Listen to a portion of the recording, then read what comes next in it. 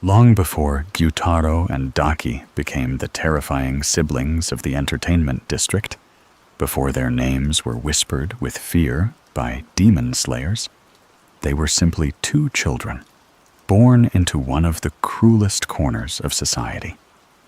Their story begins not with power, but with hunger, dirt, violence, and the slow realization that the world had already decided what they were worth before they were even old enough to understand it. The district they were born into was bright on the surface. Lanterns glowed through the night, music drifted through crowded streets, and wealthy customers came searching for pleasure beneath painted roofs and silk curtains. But underneath that beauty was another world entirely, one hidden in the shadows behind the entertainment houses. There were children abandoned in alleyways, women treated as property, and people surviving one day at a time inside endless cycles of debt and exploitation. This was the world that shaped Gyutaro and his younger sister Ume, who would later become known as Daki. Gyutaro's appearance defined his life almost immediately. He was thin, sickly, and considered ugly by nearly everyone around him. Other children mocked him. Adults looked at him with disgust.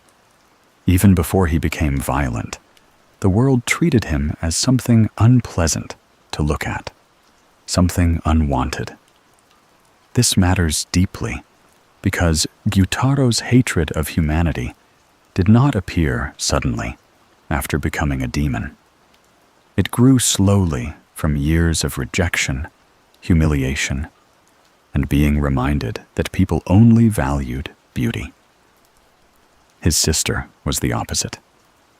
Was beautiful from childhood, so beautiful that even as a young girl, people noticed her immediately. In the entertainment district, beauty was survival.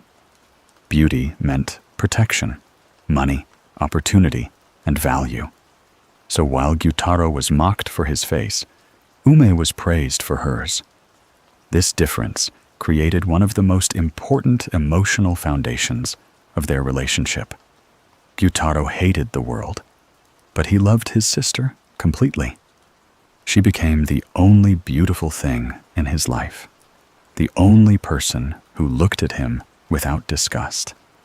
And loved him too. This is what makes their bond so tragic. In another world, perhaps they could have simply been siblings, protecting each other through hardship.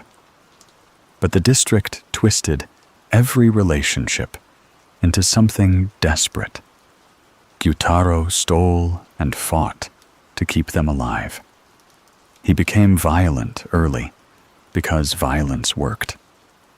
In a place where kindness had little value, fear and brutality could at least create space to survive another night. One of the quiet details that defines Gyutaro's personality is how observant he is about inequality. He notices everything people have that he does not. Nice clothes, healthy skin, food, comfort, respect.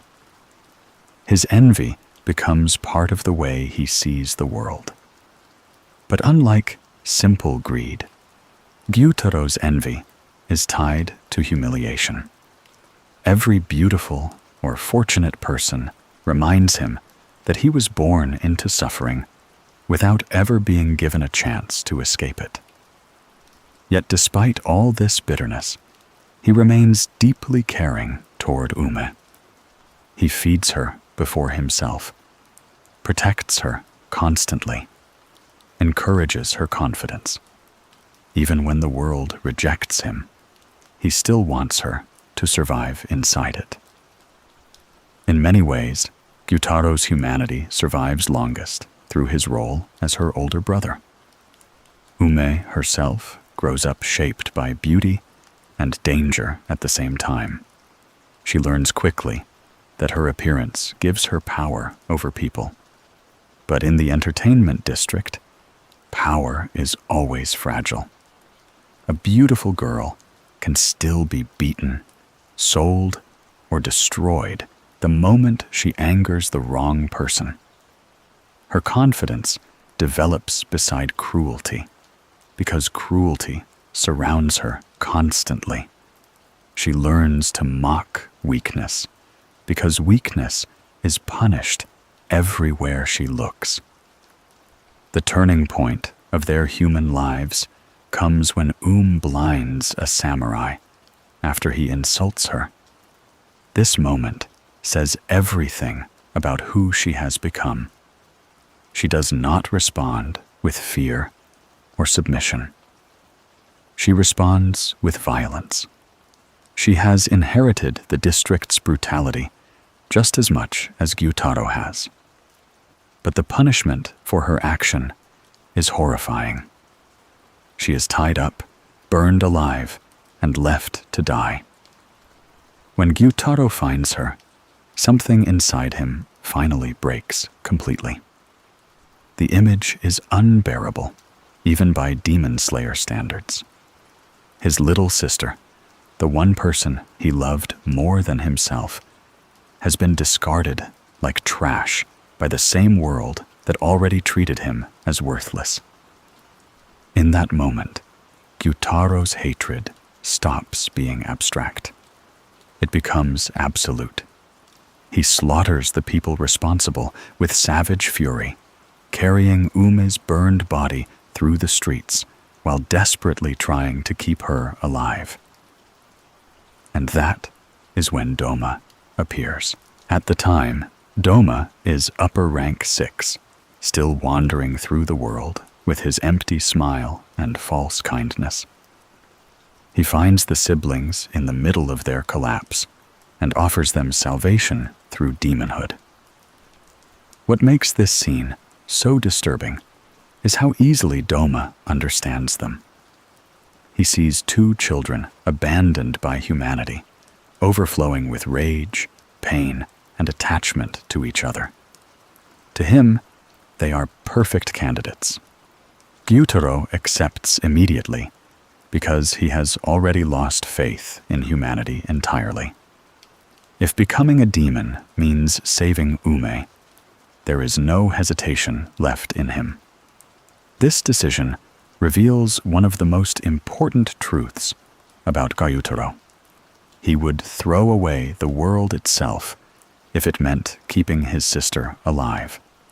Morality no longer matters to him because the world never showed mercy to them in the first place. After becoming demons, the siblings rise through the ranks together, eventually sharing the position of upper rank 6.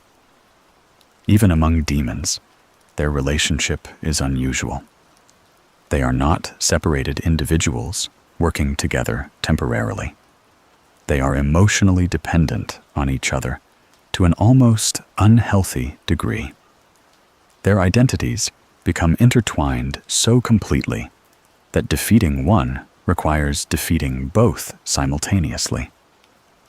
Daki embraces beauty, luxury, and control within the entertainment district.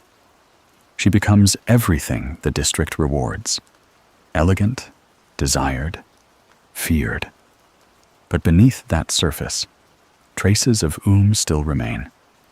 She is emotionally immature, easily angered, and desperate for validation, especially from her brother.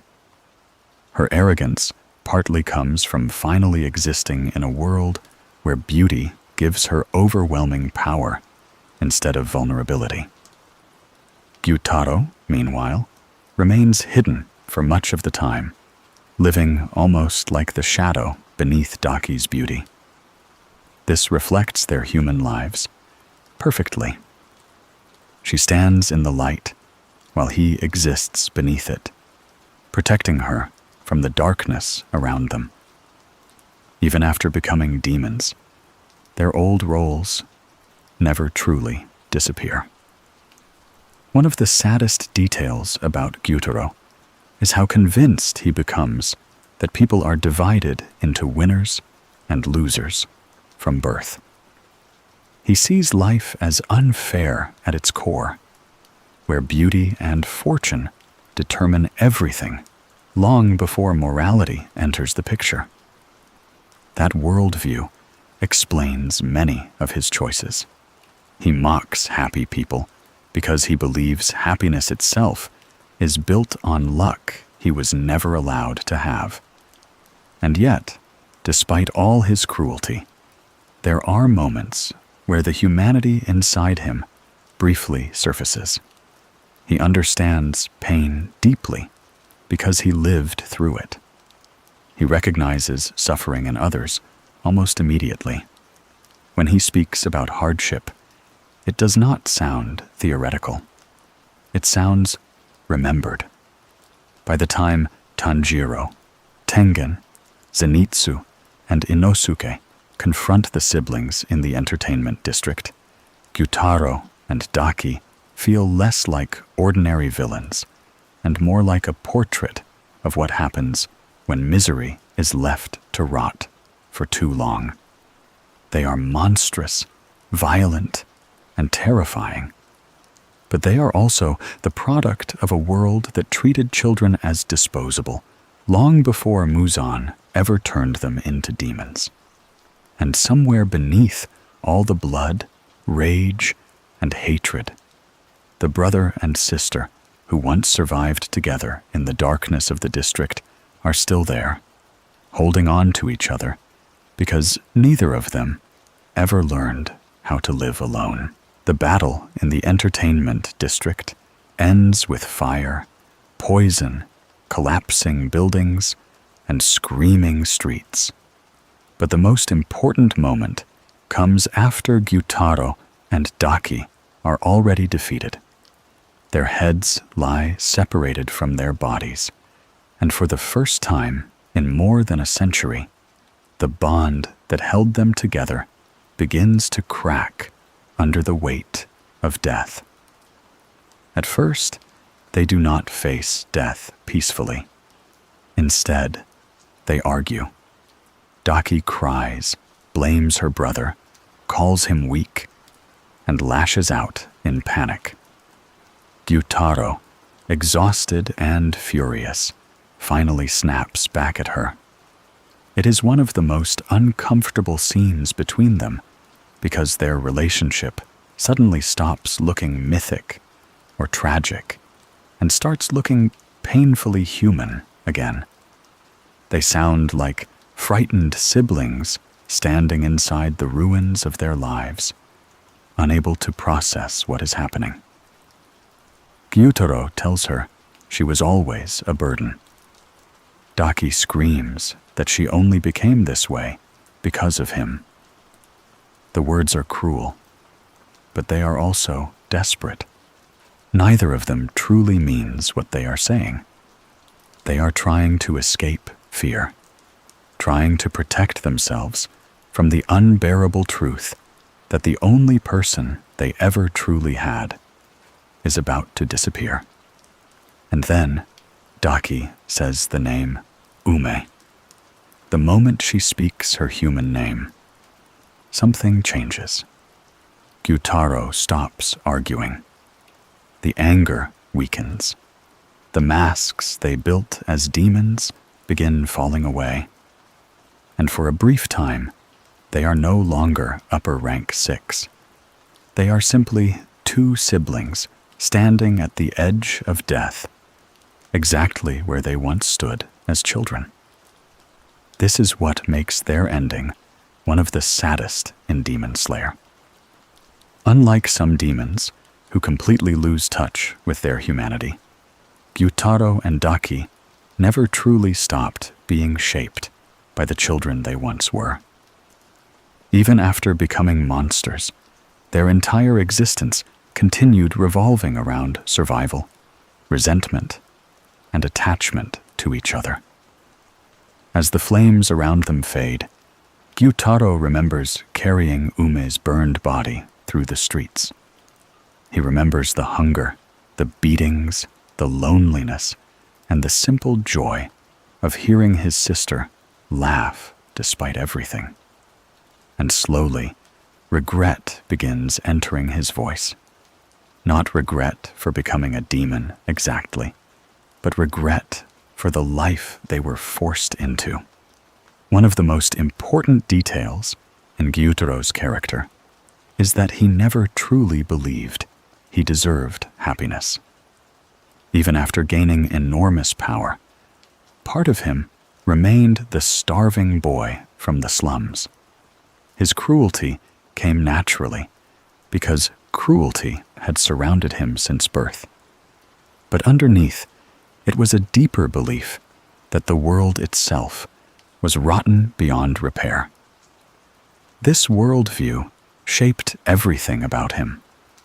When he looked at people like Tengen Uzui, with his strength, wives, confidence, and status, Gyutaro did not simply feel hatred. He felt insulted by existence itself. To him, people like Tengen represented a life that was impossible for someone born where he was born. And yet, Tanjiro unsettles him. Throughout their fight, Tanjiro does something unusual with Gyutaro. He does not deny that Gyutaro suffered. He does not pretend the world was fair to him. Tanjiro recognizes the pain inside him almost immediately because Tanjiro himself understands loss, desperation, and the fear of losing family. That connection matters because it forces Gyutaro into a position he hates, being understood by someone he wants to despise. There is a subtle detail during their confrontation where Gyutaro becomes especially enraged whenever Tanjiro continues standing back up despite injury. Part of this is tactical frustration, but another part is emotional. Tanjiro reminds Gyutaro of the kind of person he might have become under different circumstances. Someone poor, someone desperate, someone fighting for family. The difference is that Tanjiro kept finding kindness in the world, while Gyutaro stopped believing kindness existed at all. Daki's psychology is equally tragic in quieter ways. As a demon, she becomes emotionally dependent on praise, especially from Gyutaro. Her tantrums, arrogance, and cruelty often make her seem childish compared to other upper moons. But that childishness is important. Ume died very young. Emotionally, part of her never matured beyond the frightened girl who learned too early that beauty was the only protection she had. That is why criticism destroys her composure so quickly. She built her entire identity around being admired and feared because those things once meant survival. Without them, she becomes vulnerable again, and vulnerability terrifies her. Their relationship also contains a hidden sadness because Gyutaro's love, while genuine, indirectly traps Daki emotionally. He protects her so completely that she never fully develops independence. Even as demons, they remain locked in the same emotional pattern they formed as children in the district. Gyutaro shielding her from the world while destroying himself in the process. When death finally approaches fully, Daki panics and begs not to be left alone. That fear reveals the deepest truth about her character. More than death itself, she fears separation. For over a century, she and Gyutaro existed together constantly. Their identities fused so completely that loneliness became unimaginable. At first, Gyutaro cruelly tells her to go away from him, to leave him, and walk toward the light alone. But this is not because he hates her. It is the opposite. For perhaps the first time in his life, he wants something better for her. He believes he is damned beyond forgiveness and tries to push her away so she does not follow him downward. But refuses. She tells him she will always go with him, no matter where he ends up, because he is her brother. That single moment transforms their entire story. For all the ugliness, violence, and bitterness that defined their lives, their bond remains real until the end. Broken, unhealthy, destructive, but real. They were abandoned by nearly everyone else, yet they never abandoned each other. As they descend together into darkness, the imagery becomes strangely quiet. The rage disappears. The monstrous forms disappear. And for a moment, they look almost like children again. This final sequence reveals one of the central ideas behind many of Demon Slayer's demons. Human suffering does not automatically create evil, but suffering without love, support, or hope can slowly twist people into something unrecognizable. Gyutaro and Daki are responsible for terrible things. The story never excuses their murders or cruelty, but it also refuses to pretend they emerged from nowhere. They were shaped by poverty, by exploitation, by violence, by a world that valued beauty over humanity and treated unwanted children like disposable objects. Muzan gave them power, but the foundations of their tragedy already existed long before he arrived. Even their demon abilities reflect their emotional lives.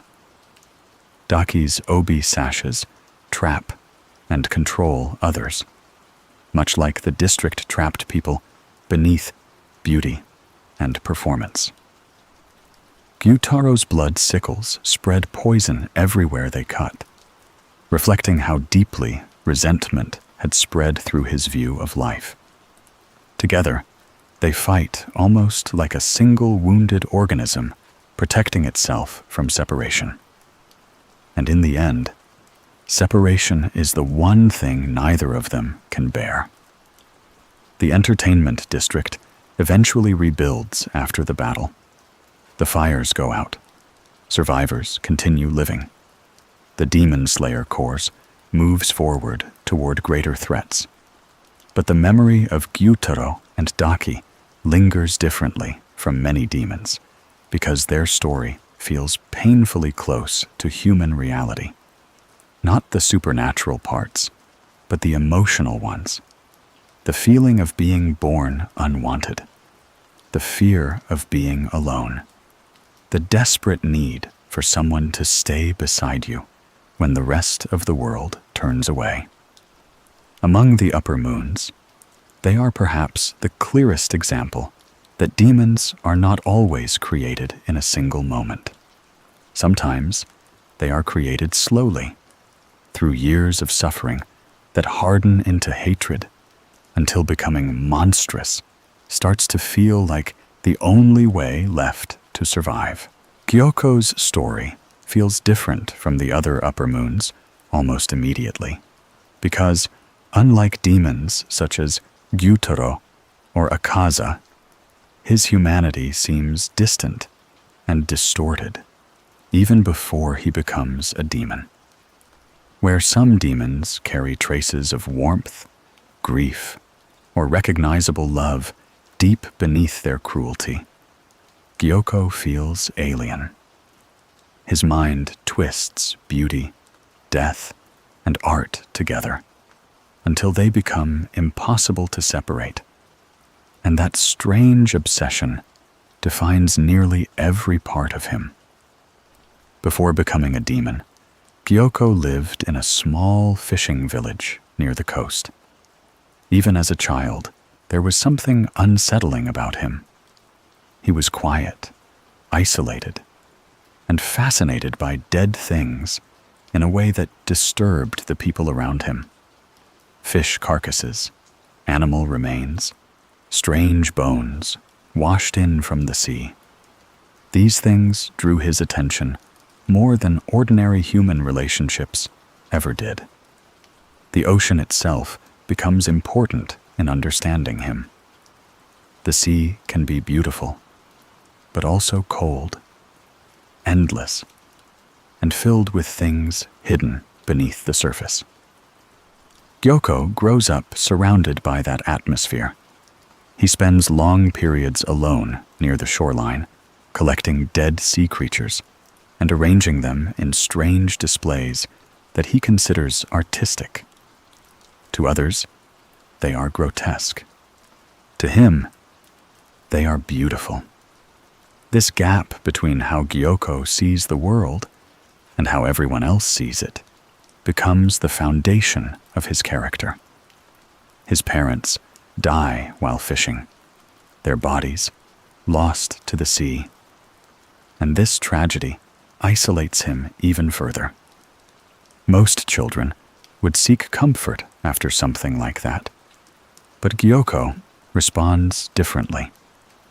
Instead of becoming more emotionally attached to people, he retreats deeper into his fascination with death and decay. He begins treating corpses almost like art materials, rather than reminders of human loss. The villagers become afraid of him.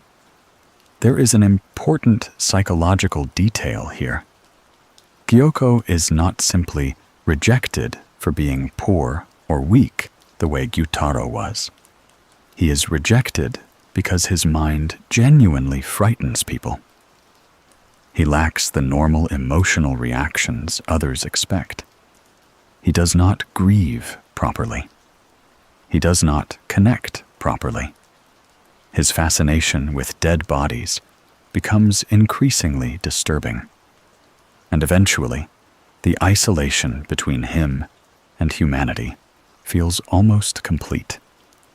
One story from his human life especially reveals who he is becoming.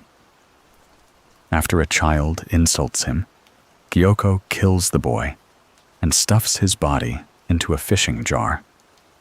Even before demonhood, his violence is tied to artistic expression. He does not simply lash out in anger. He transforms murder into what he believes is a creation.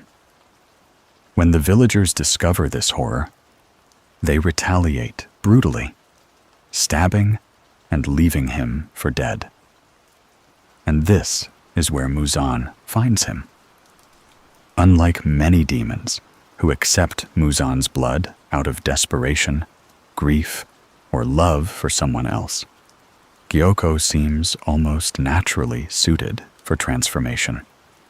Demonhood does not radically change his worldview. It amplifies what already existed. His narcissism, detachment, cruelty, and obsession with twisted beauty all become stronger once he gains immortality and power. As an upper moon, Gyokko becomes obsessed with the idea that he is a true artist. This obsession is not superficial. He genuinely believes suffering and mutilation can create beauty greater than ordinary human life ever could.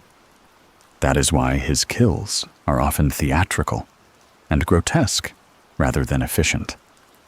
He arranges bodies into disturbing sculptures, blending flesh together into displays he considers masterpieces. One of the most unsettling things about Gyokko is how sincerely he views himself as refined. Unlike demons driven mainly by rage or hunger, Gyokko sees himself as cultured. He wants recognition, praise, admiration. He speaks about his creations with the sensitivity of someone discussing fine art, even while surrounded by mutilated corpses. This makes him deeply disturbing because there is almost no gap between his cruelty and his pride. His appearance reflects this perfectly.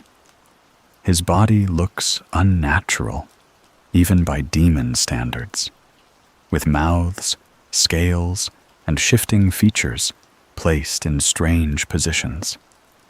He emerges from vases like something crawling out from the depths of the ocean. Everything about him feels asymmetrical and wrong, as though his obsession with distorted beauty eventually consumed his own physical form. The vases themselves are important symbols in his character. A vase is normally something decorative, elegant, meant to hold beauty inside it. But Gyokko turns them into portals for violence, death, and monstrous transformation. He travels through them effortlessly, appearing and disappearing like a nightmare hidden beneath polished surfaces. It mirrors the way he twists artistic ideas into something horrifying. His relationship with Muzan is also revealing. Gyokko respects Muzan deeply, but mostly because Muzan validates his importance. Like many upper moons, he craves approval from the one figure powerful enough to judge him. This insecurity sits beneath all his arrogance. For someone who constantly speaks about perfection, Gyokko reacts extremely poorly to criticism or mockery. This becomes especially clear during his battle in the swordsmith village. The village itself represents creation in a completely different sense than Gyokko's art. The swordsmiths create weapons to protect humanity. Their craftsmanship is built on discipline, purpose, and sacrifice. Gyokko's creations, meanwhile, exist only to horrify and display power. Putting him in the swordsmith village creates a quiet thematic clash between two kinds of creators. One creating to preserve life, the other creating to glorify destruction. Muichiro Tokido becomes the perfect opponent for him.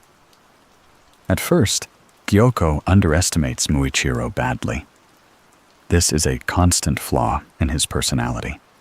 He believes talent and beauty belong naturally to him, so anyone calm or unimpressive appears beneath him immediately. Muichiro's detached personality only strengthens this assumption. Gyokko sees a quiet child and assumes weakness.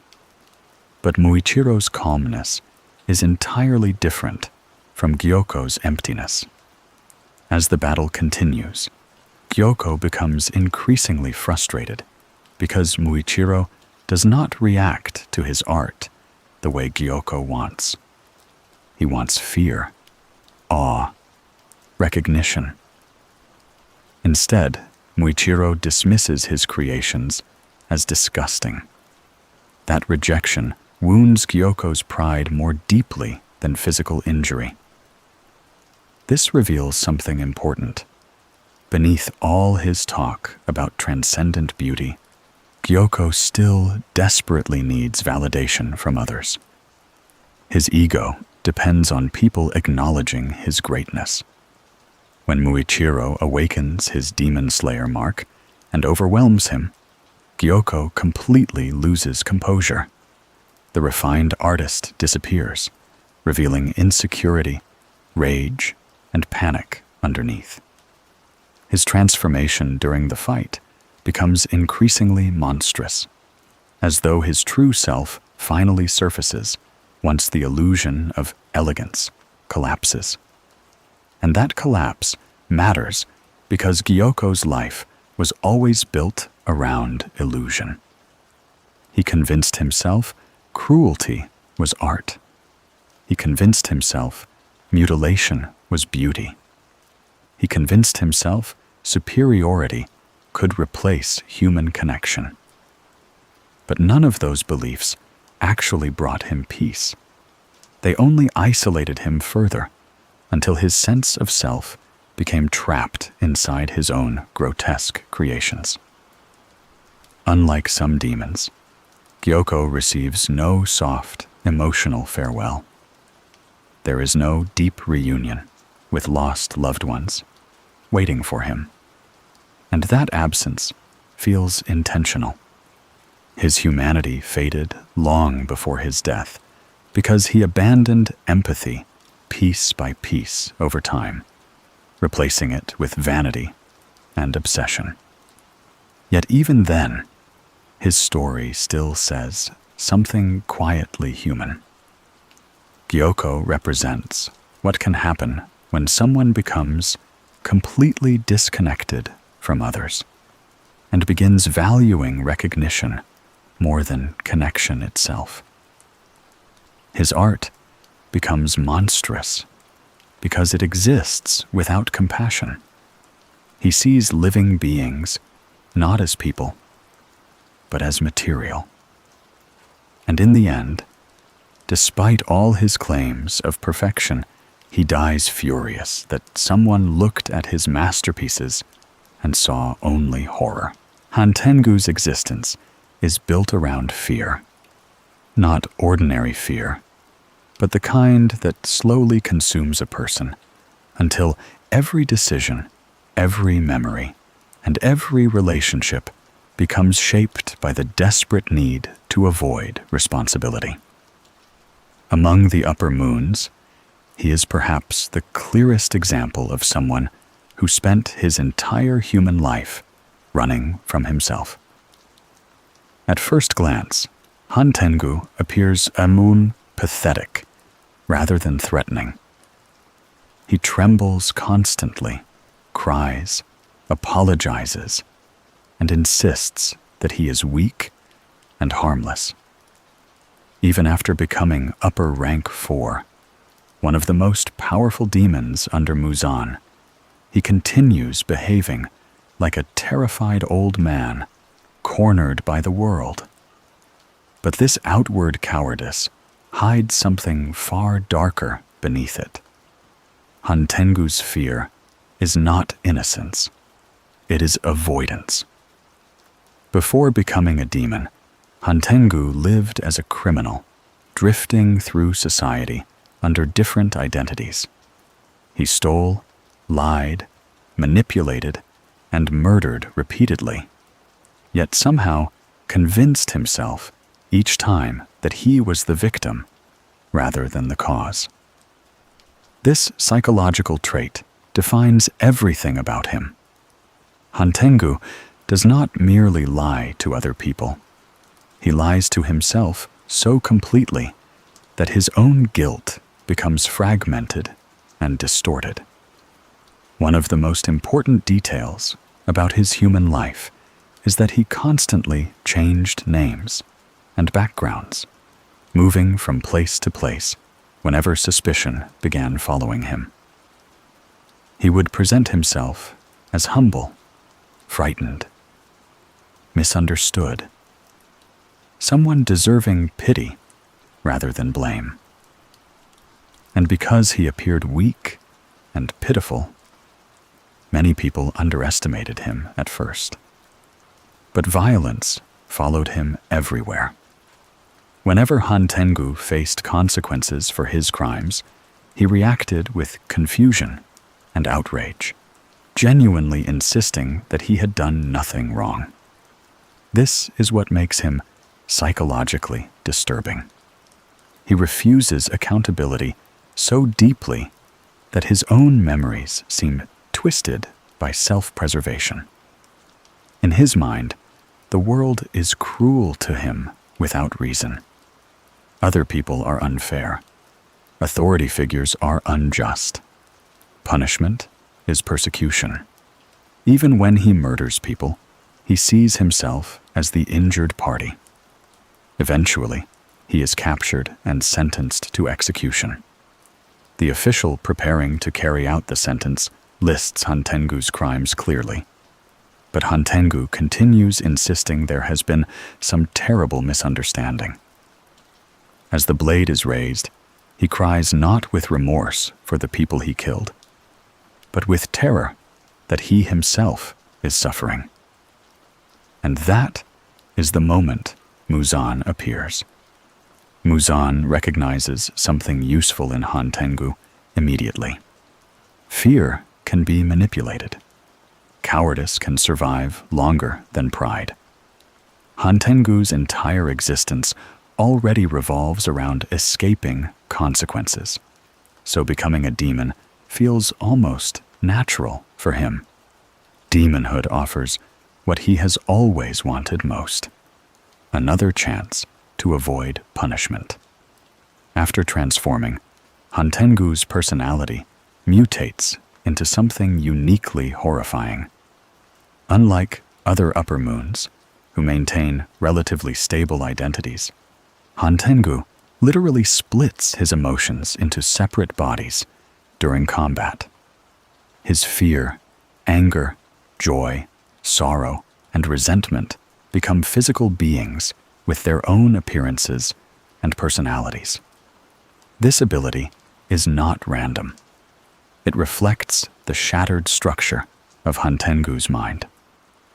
Rather than accepting his emotions as part of himself, he divides them apart, almost like pieces he refuses to take responsibility for. His rage becomes a separate entity. His hatred becomes someone else. His cowardice hides beneath layers of emotional fragments, making it difficult to even locate his true body. There is something deeply symbolic about this. Hantengu spent his entire human life avoiding accountability. And as a demon, his very body evolves around the idea of separation from guilt. Even his powers are designed to deflect responsibility away from himself. Sakido, the manifestation of anger, is harsh, violent, and domineering. Karaku represents pleasure and mocking detachment. Aizetsu embodies sorrow and despair. Urogi carries wild joy and cruelty. Each emotion acts independently, yet all originate from the same terrified core hidden beneath them.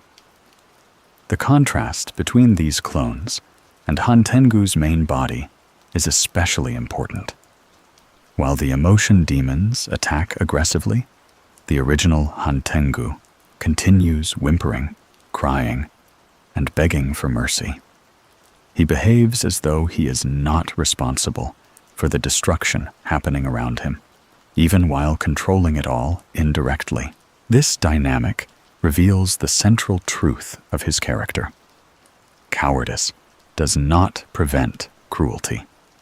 Sometimes, cowardice creates cruelty because a person becomes willing to sacrifice anyone else to protect themselves. The Swordsmith Village arc places Hantengu against Tanjiro, Nezuko, Genya, and Mitsuri Kanroji, and each of them exposes something about him. Tanjiro, in particular, becomes enraged by Hantengu because Tanjiro senses the dishonesty beneath his fear almost immediately. Tanjiro understands suffering deeply. He has compassion for demons who genuinely mourn what they became. But Hantengu unsettles him differently because his self-pity never connects to empathy for others. Hantengu cries constantly about his own fear while ignoring the terror and pain he causes everyone else. That hypocrisy disgusts Tanjiro. One subtle but fascinating detail about Hantengu is how childlike his emotional fragments can seem, despite their immense power. Their reactions are impulsive, exaggerated, unstable. This reflects a man who never matured emotionally, because true maturity requires accepting responsibility for one's actions. Hantengu avoided responsibility his entire life, so emotionally he remains fractured and undeveloped. As the battle continues, his powers evolve further into Zohakuten, the fusion born from concentrated hatred and resentment. Zohakuten appears as calmer and more composed than the earlier clones, but this composure makes him even more dangerous. The emotional chaos of the separate forms condenses into focused malice. And yet, even here, Hantengu himself remains hidden. That hidden body matters symbolically. The true Hantengu is tiny, weak, trembling, constantly fleeing, while larger emotions fight on his behalf. It mirrors his human life perfectly. Others suffer while he escapes. Others bleed while he insists he is the victim. Mitsuri's role in the battle also highlights Hantengu's nature beautifully. Mitsuri fights with openness, emotional honesty, and love for humanity, while Hantengu exists as the opposite, fragmented, deceptive, consumed by self-preservation. Her warmth contrasts sharply against his emotional decay. When Tanjiro finally tracks down the tiny original body, the scene becomes strangely satisfying because the illusion finally collapses. Beneath all the terrifying forms and overwhelming abilities is exactly what Hantengu always was: a frightened man desperately trying to escape consequences. Even at death, Hantengu refuses accountability. He continues insisting he has done nothing wrong. He complains about being persecuted. He cries for sympathy. There is no revelation, no moment of clarity, no acceptance. And that absence is the tragedy of his character. Many demons regain fragments of humanity at the end because death strips away the lies they built around themselves. But Hantengu clings to denial until the very last moment. His fear consumed him so completely that he became incapable of honest self-reflection. In a strange way, Hantengu represents one of the most realistic forms of evil in Demon Slayer. Not grand ambition, not dramatic hatred, just endless avoidance, the refusal to admit harm, the instinct to see oneself as the victim, no matter how much suffering is caused to others. His powers, his personality, and his life all revolve around the same central truth. A person who spends long enough running from responsibility may eventually split themselves apart trying to escape it. Akaza's story begins with sickness, poverty, and desperation, long before it becomes a story about strength. Among the upper moons, he is one of the most emotionally tragic because the person he became as a demon is built directly on the destruction of the person he once tried to be. Beneath the violence, pride, and brutality of Upper Rank 3, there remains the shadow of a boy who only wanted to protect the few people he loved. Before he was Akaza, he was a human named Hakuji. As a child, Hakuji lived alone with his sick father in extreme poverty. His mother was already gone, and his father's illness left him too weak to work properly. The burden of survival fell onto Hakuji early, and like many children trapped by poverty and demon slayer, he learned quickly that kindness alone could not keep someone alive. He began stealing medicine and money because he could not bear watching his father suffer.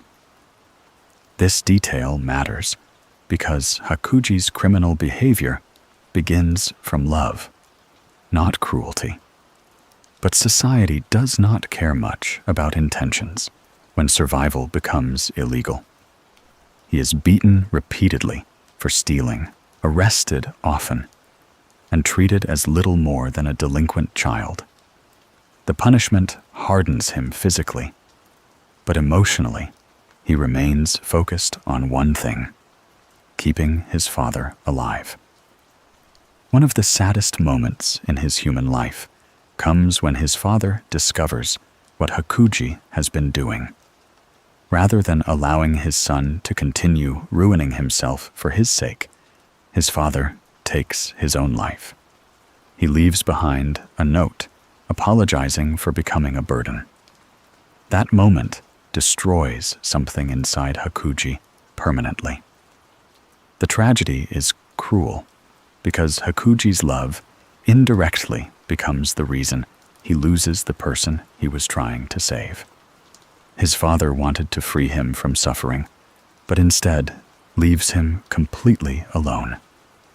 After that, Hakuji becomes consumed by rage and emptiness. He attacks people violently, drifting through life with no direction except anger. Then he meets Keizo. Keizo owns a dojo and takes Hakuji in after witnessing his incredible fighting ability. But unlike the people Hakuji met before, Keizo does not treat him like trash. He gives him food, shelter, discipline, and something even more unfamiliar: trust. This changes Hakuji slowly. For the first time in years, his strength is no longer connected only to survival and violence. At the dojo, strength has purpose, discipline, respect. Keizo teaches him martial arts not as cruelty, but as self-control. Hakuji begins training constantly, pouring all his emotions into improving himself. And then he meets Koyuki. Koyuki is Keizo's daughter, physically weak from illness, but emotionally gentle and sincere. Their relationship becomes the emotional center of Hakuji's humanity. Unlike others who feared or judged him, Koyuki sees kindness in him immediately. Around her, Hakuji softens. His anger quiets. For perhaps the first time in his life, he begins imagining a future. This part of Akaza's story is especially important because it explains why human connection matters so much beneath his later hatred. Hakuji was not incapable of love. In fact, he loved deeply.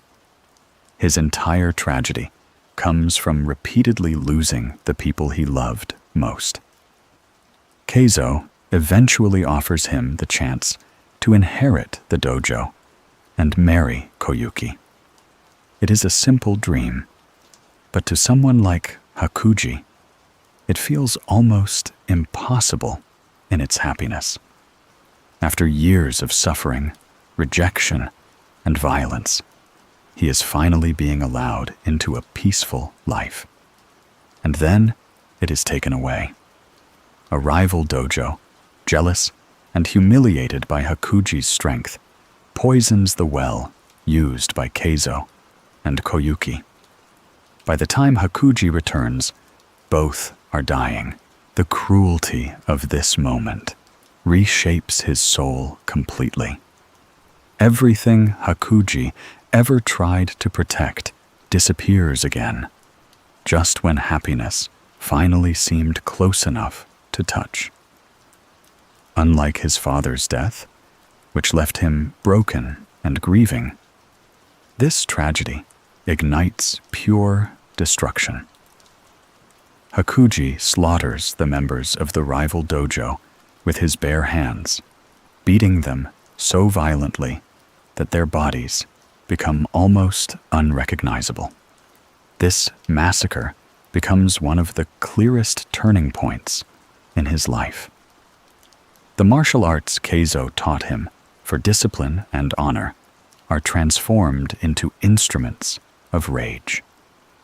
And once again, Muzan appears at the exact moment despair reaches its peak. Muzan offers him demonhood, and Hakuji accepts, becoming Akaza. But unlike demons such as Gyokko or Hantengu, Akaza's humanity does not disappear completely after transformation.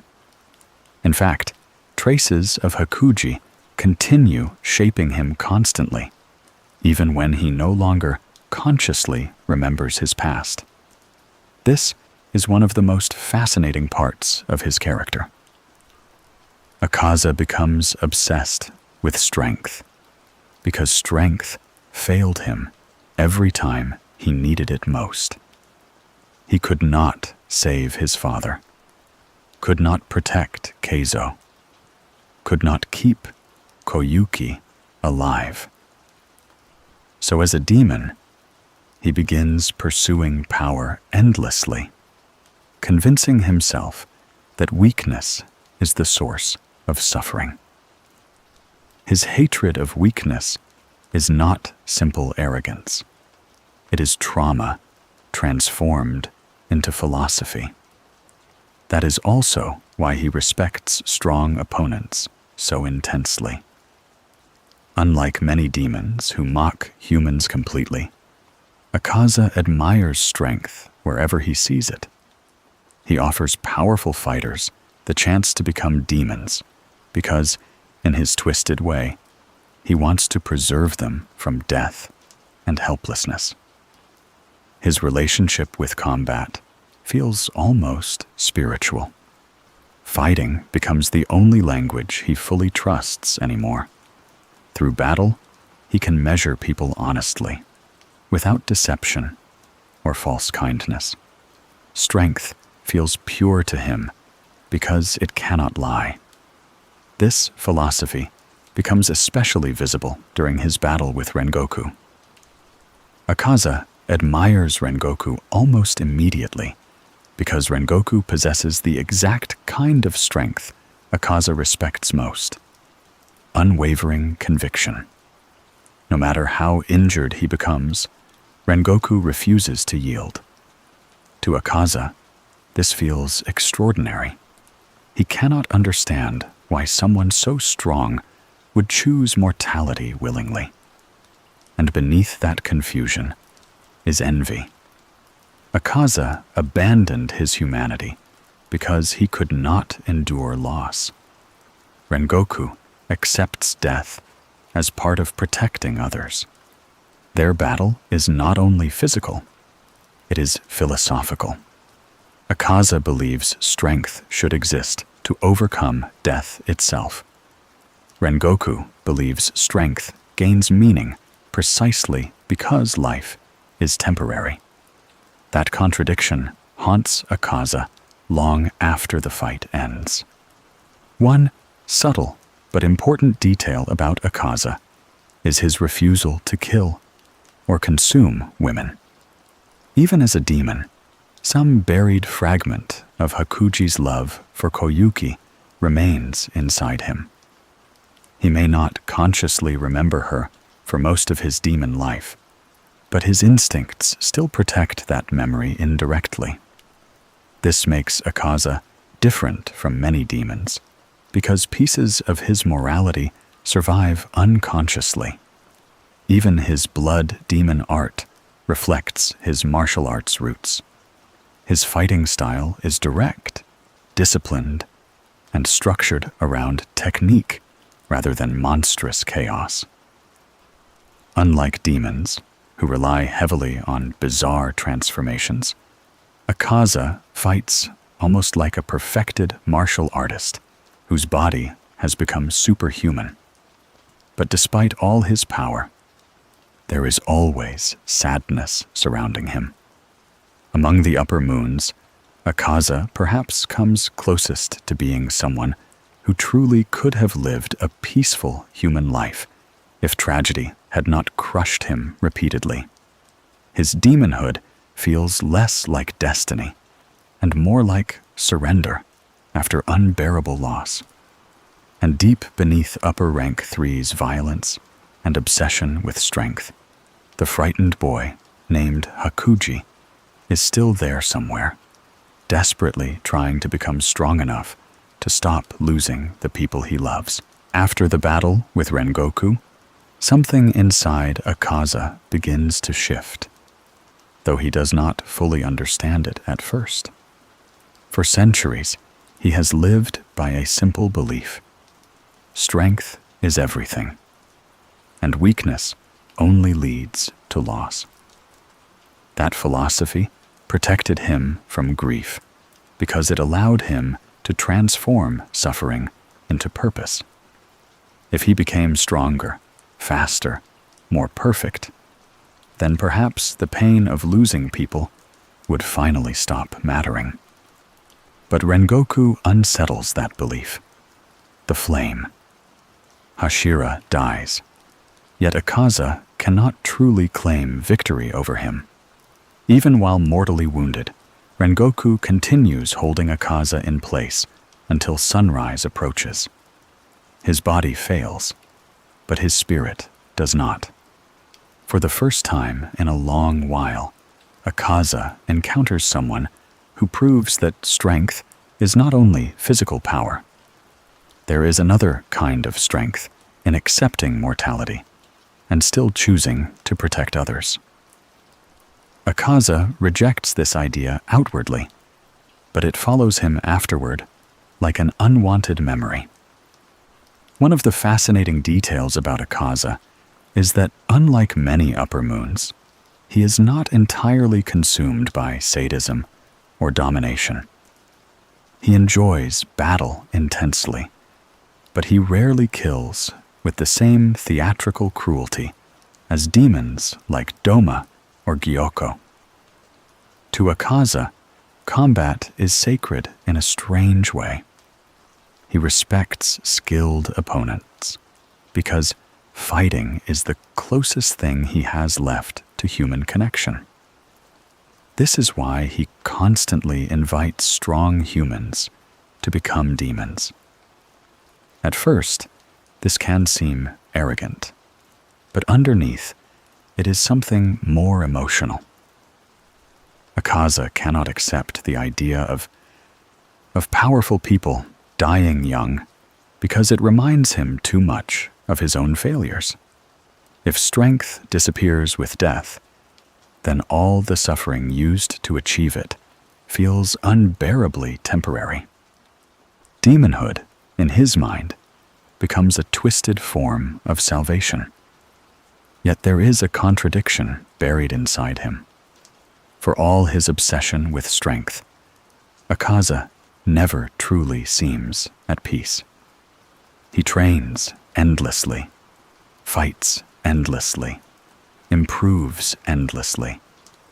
But nothing satisfies him for long, because strength was never actually the thing he wanted most.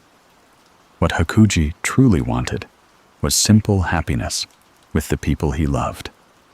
Strength only became his obsession after he failed to protect them. This hidden contradiction becomes increasingly important during the Infinity Castle arc. When Akaza faces Tanjiro and Giyu, the battle immediately carries emotional weight beyond survival. Tanjiro still remembers Rengoku's death vividly, and Akaza recognizes Tanjiro as the boy who accused him of running away from the sun after their last encounter. That accusation mattered more than Akaza wanted to admit, because deep down, he knew it was true.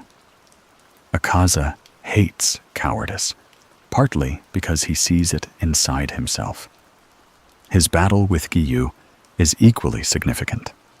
Gyu's calmness contrasts sharply with Akaza's intensity. The water Hashira fights with discipline and precision, while Akaza fights with explosive aggression built around overwhelming martial skill. Yet Akaza respects Gyu quickly because he recognizes authentic strength immediately. Still, Tanjiro becomes the true emotional center of the fight. There is something about Tanjiro that repeatedly disrupts demons psychologically. He refuses to dehumanize them completely, even while fighting them. He sees suffering clearly. That ability becomes dangerous for Akaza because fragments of Hakuji's humanity are already buried inside him, waiting beneath centuries of violence. One subtle but extremely important detail during the battle is Tanjiro's selfless state. Akaza's combat abilities rely heavily on sensing fighting spirit and hostile intent. But Tanjiro eventually enters a state so calm and empty of ego that Akaza struggles to read him properly. Symbolically, this matters enormously. Akaza devoted his entire existence to pursuing stronger fighting spirit, stronger power, stronger presence. But Tanjiro briefly defeats his perception through the absence of ego entirely. Strength achieved through selflessness becomes something Akaza cannot fully understand. The fight grows more desperate as Akaza continues evolving mid-battle, pushing himself beyond limits even other upper moons rarely display. His regeneration becomes monstrous. His determination feels endless. But beneath all of it is panic, because memories are beginning to return. At first, they come in fragments. Feelings, faces, a softness he buried long ago. Then, gradually, Hakuji's past breaks through the surface of Akaza's mind completely. He remembers Keizo, the dojo, Koyuki smiling at him gently, the promise of a peaceful future, the poisoned well, the rage. And suddenly, the foundation of his demon identity begins collapsing. This sequence is one of the most tragic moments in Demon Slayer, because Akaza realizes the thing he spent centuries searching for through combat was already given to him once as a human. Love, belonging, acceptance. He lost those things and convinced himself strength could replace them, but it never did. His tears during these memories feel profoundly human because they are not tears of fear. They are grief finally resurfacing after being buried beneath violence for hundreds of years. Koyuki's memory especially destroys him emotionally. She never wanted him to become stronger endlessly. She never needed perfection from him. She loved Hakuji exactly as he was. That realization breaks apart the philosophy he built his demon life around. For the first time in centuries, Akaza stops fighting, not because he is defeated physically, but because he no longer wishes to continue. Even Muzan's control weakens against the emotional force of recovered humanity. Akaza's body tries regenerating automatically, but mentally, he begins rejecting the demon he became. He finally sees the endless cycle clearly. Every pursuit of greater strength only pushed him further from the people he originally wanted strength for. There is a heartbreaking gentleness in his final moments. Instead of rage, he experiences apology, regret, relief. He remembers his father, Keizo, Koyuki. And perhaps most painfully, he realizes they never blamed him the way he blamed himself. The punishment he carried for centuries was self-inflicted as much as external. One of the quietest details in Akaza's ending is that he destroys himself willingly. This matters because demons are normally consumed entirely by survival instinct. Muzan built them around fear of death. But Akaza finally chooses something stronger than survival: acceptance. That choice restores part of his humanity. In death, Hakuji and Koyuki reunite briefly, and the scene feels almost dreamlike compared to the violence surrounding the Infinity Castle. There are no grand speeches, no dramatic declarations, only exhausted recognition between two people separated by unimaginable suffering. Koyuki reaches toward him, not with hatred, but compassion. And that compassion becomes the thing Akaza could never find through strength alone. Among the upper moons, Akaza's story remains one of the most tragic because his humanity was never entirely erased. It was buried beneath grief, rage, and obsession. But traces of love survived inside him the entire time. His violence was monstrous, but the emotions beneath it were painfully human. In the end, Upper Rank 3 is not destroyed by a stronger opponent alone. He is undone by memory, by love, by finally remembering that before he became Akaza, before the endless battles and endless hunger for power, he was simply a boy named Hakuji who wanted to protect the people he cared about and live peacefully beside them.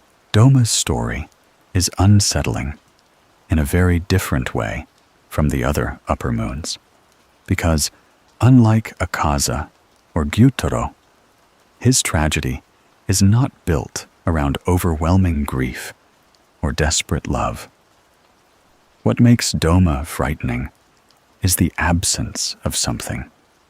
From childhood onward, there is an emptiness inside him that never fully develops into ordinary human emotion. He smiles, speaks gently, comforts people, and even imitates kindness well enough to appear compassionate. But beneath it all, there is almost nothing. Before becoming a demon, Doma was born into privilege as the child of cult leaders. His parents led a religious group called the Paradise Faith, where desperate followers gathered seeking comfort, meaning, and salvation. From the moment he was born, people treated him as extraordinary. His unusual rainbow-colored eyes and pale appearance made followers believe he was blessed by the gods, and his parents encouraged that belief constantly. This environment shaped Doma in dangerous ways very early. Most children slowly develop emotional understanding through normal relationships, but Doma grew up being worshipped rather than understood. Adults cried in front of him, begged him for answers, and projected their suffering onto him before he was even old enough to process his own feelings properly. He learned to imitate empathy because people expected it from him, but internally, he remained detached. One of the quietest yet most disturbing details about Doma's childhood is how calmly he observes suffering. Followers would tell him horrifying stories about abuse, loss, starvation, and despair. And Doma would listen politely while feeling almost nothing emotionally. He understood intellectually that they were sad, but he could not truly connect to the feeling itself. This emotional emptiness becomes the foundation of his personality. At first glance, Doma seems cheerful and charismatic. He smiles constantly, jokes casually, and rarely appears angry. But unlike characters such as Mitsuri, whose warmth comes from genuine emotional openness, Doma's friendliness feels strangely artificial beneath the surface. He performs kindness rather than experiencing it. Even his parents contribute to this emotional distortion. His father secretly sleeps with followers while pretending spiritual purity, and his mother eventually murders him in a jealous rage before killing herself as well. Most children witnessing such horror would be traumatized deeply. Doma, however, reacts with mild annoyance at the mess their bodies leave behind. That reaction reveals something terrifying. Doma is not suppressing emotion in that moment. He genuinely does not feel grief the way others do. Human attachment seems distant to him even before demonhood enters his life. And this is exactly why Muzan finds him useful. When Doma becomes a demon, his personality changes surprisingly little compared to many others. Demonhood amplifies his existing traits, but the emptiness was already there. Unlike Akaza, who buried humanity beneath rage, or Gyutaro, whose cruelty grew from suffering, Doma steps into monstrosity almost naturally. As upper rank 2, Doma becomes both horrifying and strangely calm. He kills people constantly, yet rarely with visible hatred. To him, consuming humans is almost affectionate. He genuinely convinces himself that absorbing people into his body allows them to remain with him forever, protected from suffering. This warped logic reveals how incomplete his understanding of emotion truly is. Doma wants connection in theory, but he cannot understand what real connection requires. Love, grief, empathy, guilt. These emotions remain abstract concepts to him, things observed from the outside rather than felt internally. So he imitates what he believes caring should look like while continuing to commit atrocities without remorse. One subtle but fascinating aspect of Doma's personality is how curious he becomes around strong emotions in others. Because he lacks those feelings naturally, he seems fascinated by people driven by passion, rage, devotion, or sorrow. In a way, he studies emotions the way someone might study an unfamiliar language. This is especially visible in his relationship with Akaza.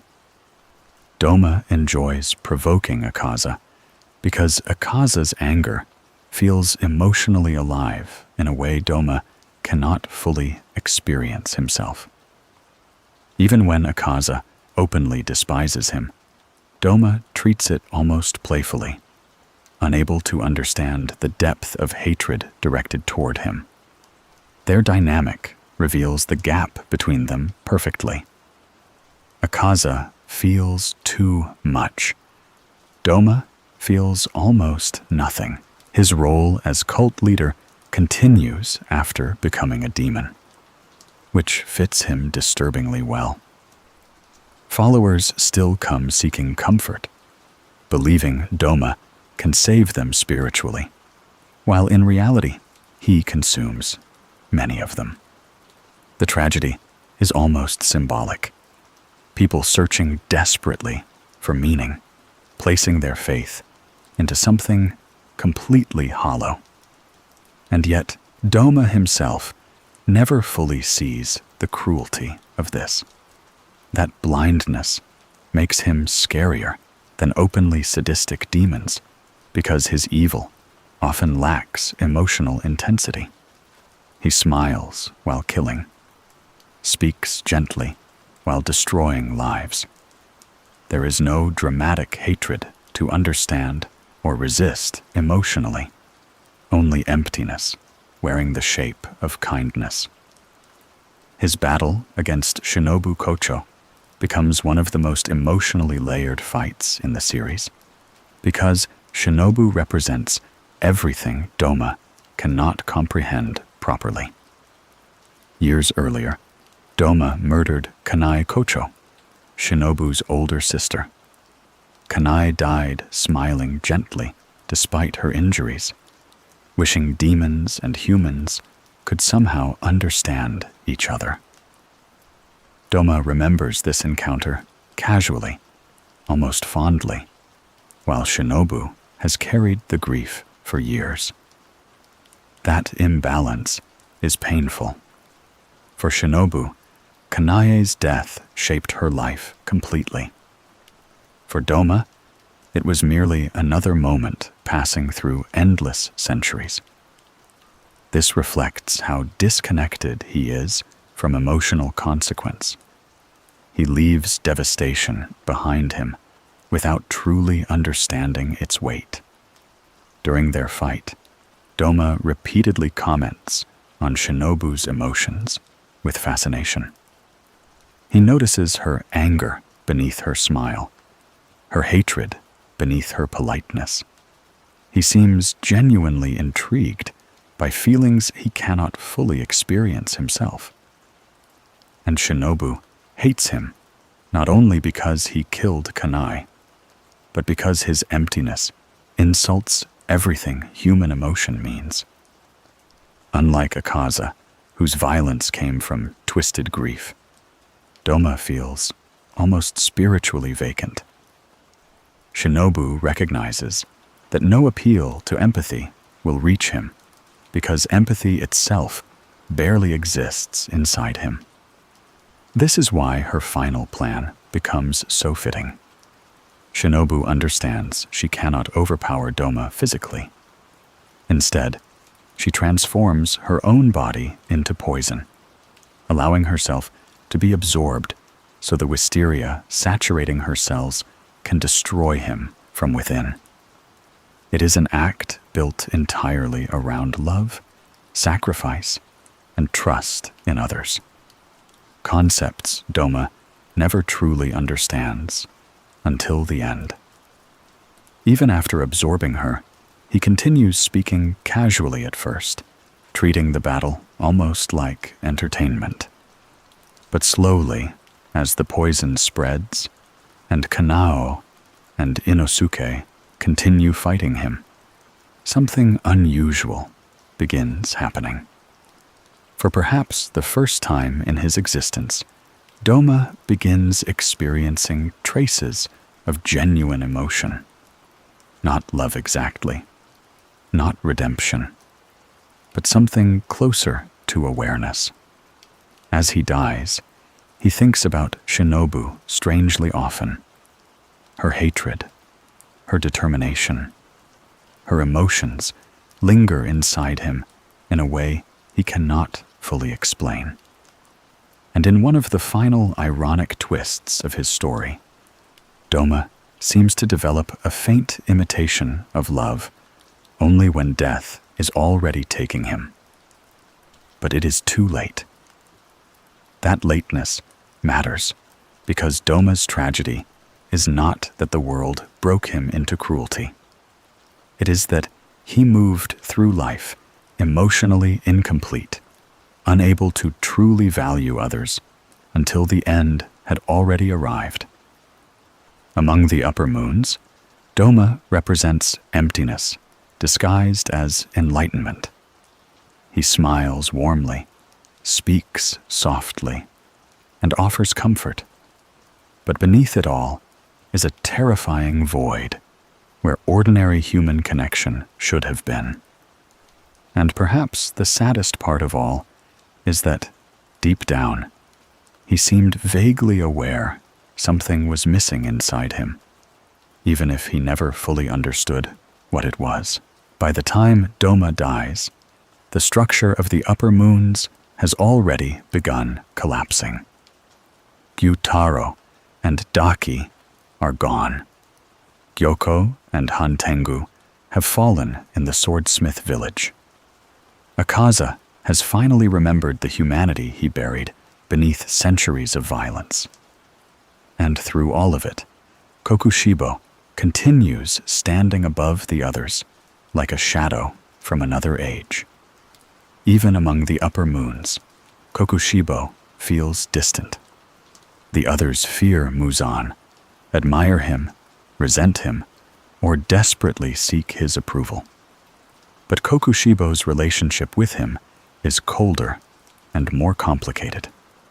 He serves Muzan loyally, yet there is always a feeling that part of him belongs to a much older story, one stretching back long before the current generation of demon slayers was born. Before he became Kokushibo, he was Michikatsu Tsugikuni, the older twin brother of Yoriichi Tsugikuni.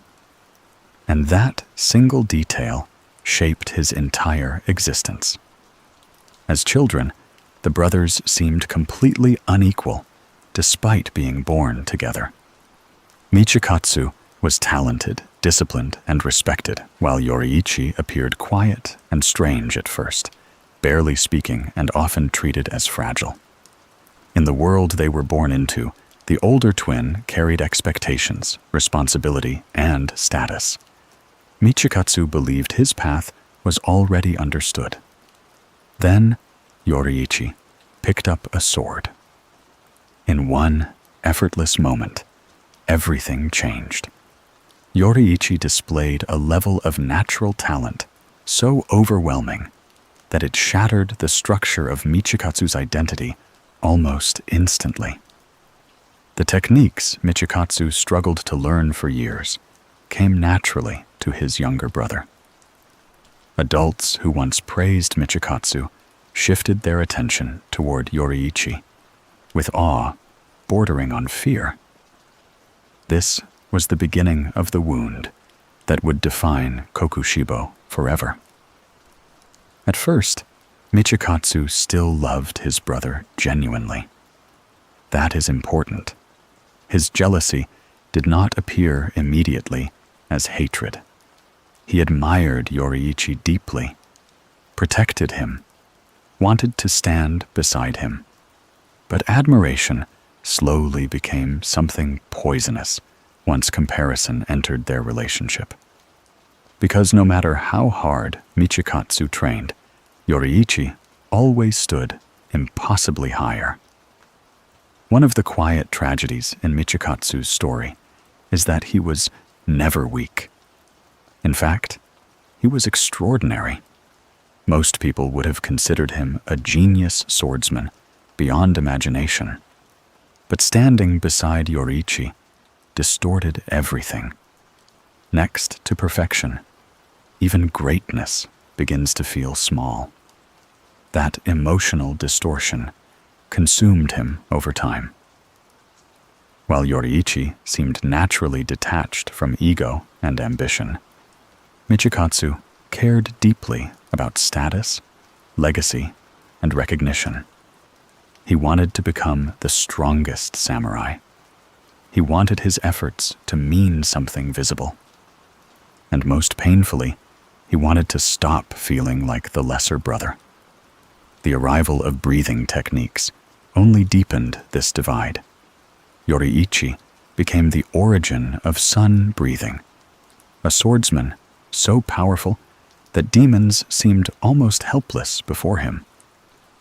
Michikatsu trained endlessly to follow that path, but could never fully master it. Eventually, he created moon breathing instead, derived from sun breathing, yet fundamentally separate from it. This detail matters symbolically. Moonlight exists because of sunlight, reflecting it while never becoming it completely. In many ways, moon breathing represents Michikatsu himself. Brilliant, beautiful, but forever existing beside the thing he could not surpass. Despite all this inner conflict, Michikatsu still tried building a human life. He married, had children, lived as a samurai. But even surrounded by family, part of him remained emotionally trapped beside his brother's shadow. Every achievement felt incomplete because Yoriichi still existed somewhere beyond him. Then came the mark, the demon slayer. Mark granted immense strength, but carried a terrible cost. Those who awakened it rarely lived beyond 25 years old. For many slayers, this became an accepted sacrifice.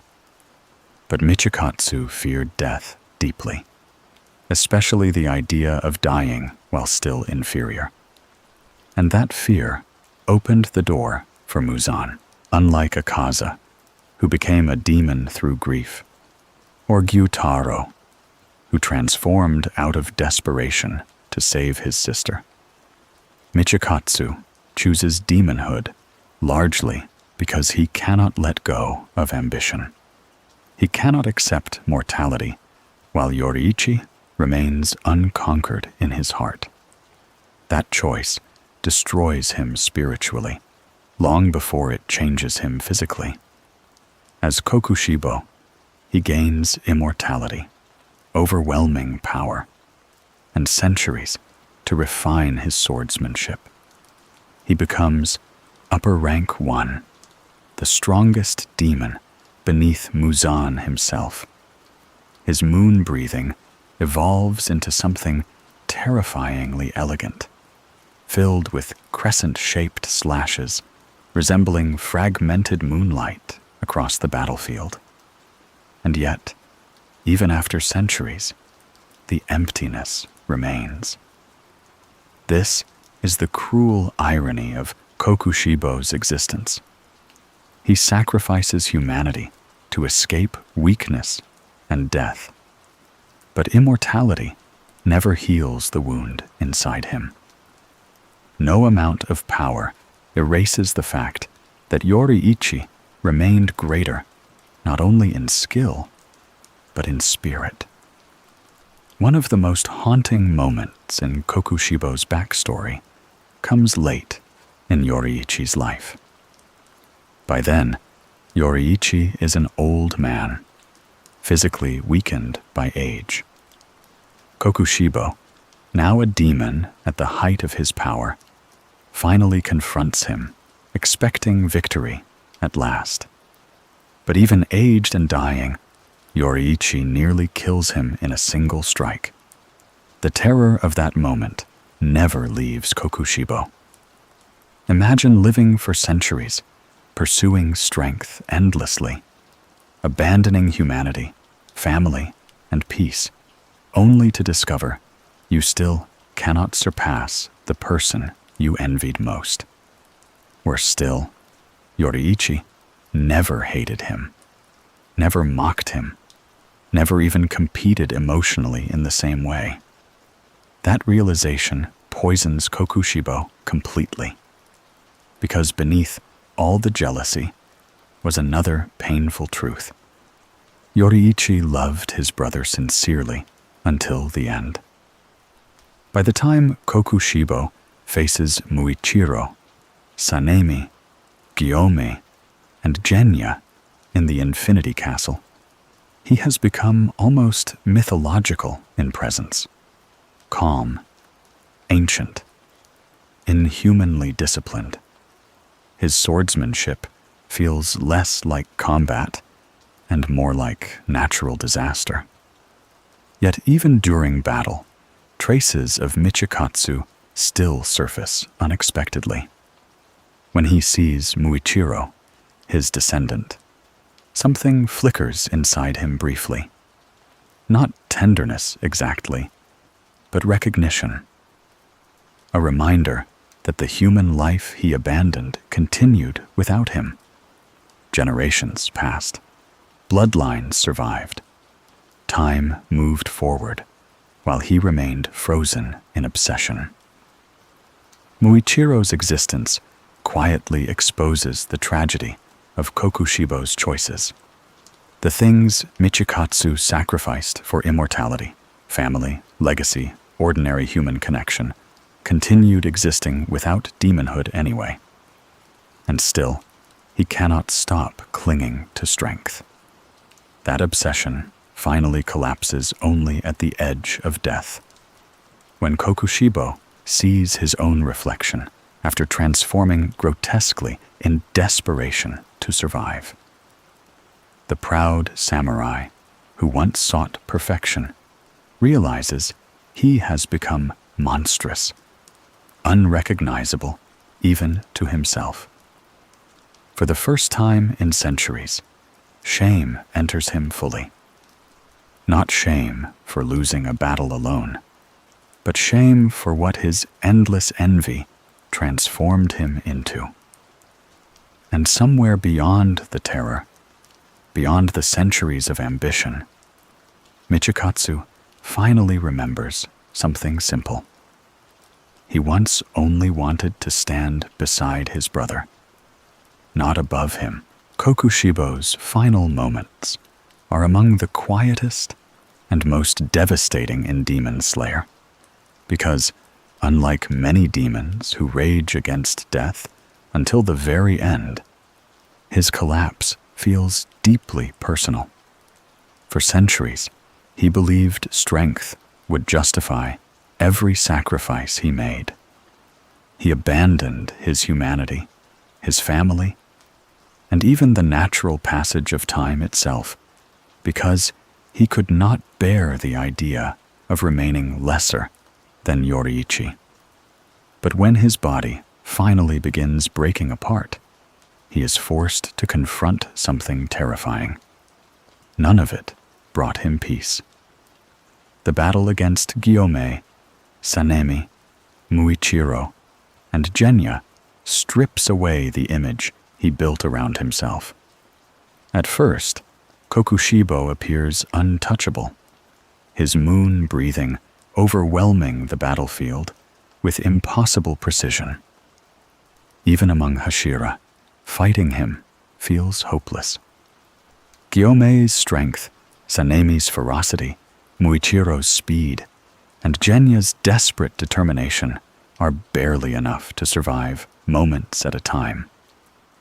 Yet what makes the battle emotionally powerful is not only Kokushibo's strength, it is the gradual exposure of his loneliness. For centuries, he has existed without equal, feared even by other demons. But beneath that superiority is isolation so deep that he no longer truly belongs anywhere. Humans are beneath him. Demons are distant from him. Muzan values him mostly for usefulness. And Yoriichi, the one person who defined his existence, has been dead for generations. Kokushibo spent hundreds of years chasing someone who no longer remained alive to compete with. That truth becomes increasingly painful as the fight continues. Muichiro's role, in particular, unsettles him emotionally. As his descendant, Muichiro represents the human future.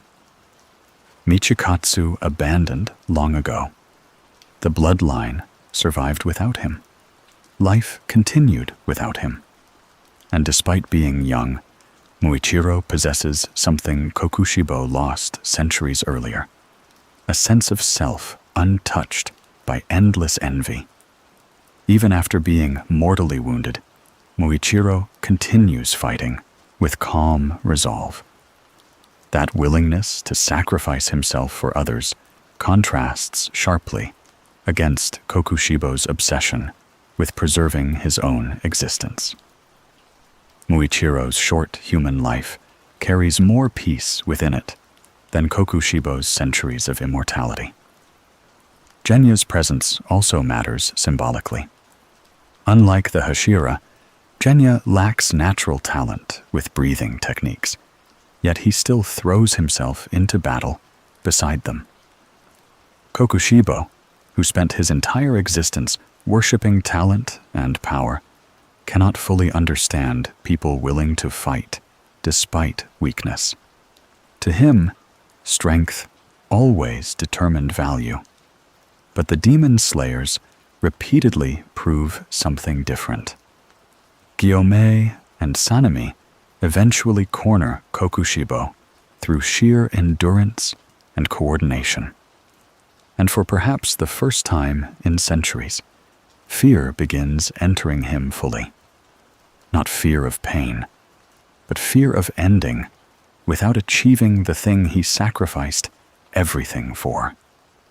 His transformation during the battle becomes increasingly grotesque as desperation takes over. The composed samurai image begins breaking apart.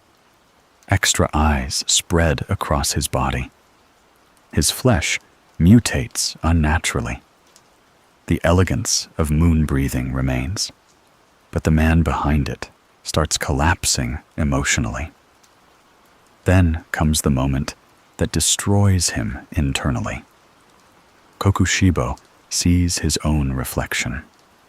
For centuries, he viewed himself as refined, disciplined, superior.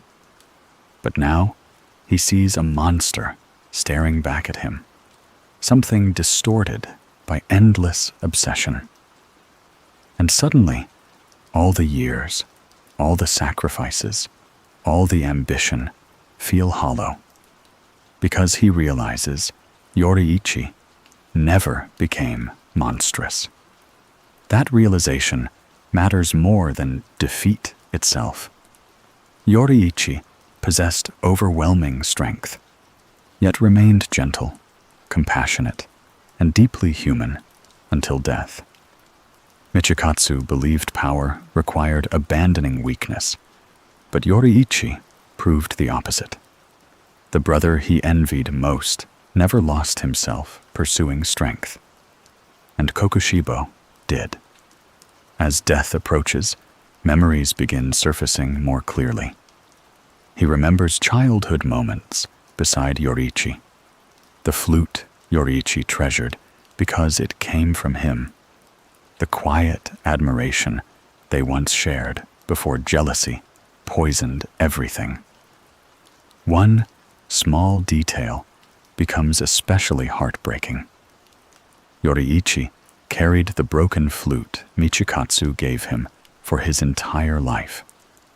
Even after separation, even after betrayal, Yoriichi still cherished that simple gift from his brother.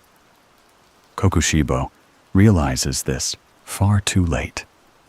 For centuries, he convinced himself he was competing against Yoriichi, but Yoriichi was never truly competing against him at all. The rivalry existed mostly inside Michikatsu's wounded pride. Yoriichi loved him sincerely, despite everything. And beneath all the monstrous power of upper rank one, Michikatsu suddenly seems very small again. Just an older brother who wanted recognition, who feared being forgotten, who could not endure standing in someone else's shadow. That emotional truth transforms his ending from simple defeat into tragedy. He was extraordinary, beyond imagination. One of the greatest swordsmen in history, creator of moon breathing, a warrior feared across centuries. But comparison destroyed his ability to see his own worth clearly. Standing beside perfection, made him believe greatness itself was failure. This is why his story resonates so deeply.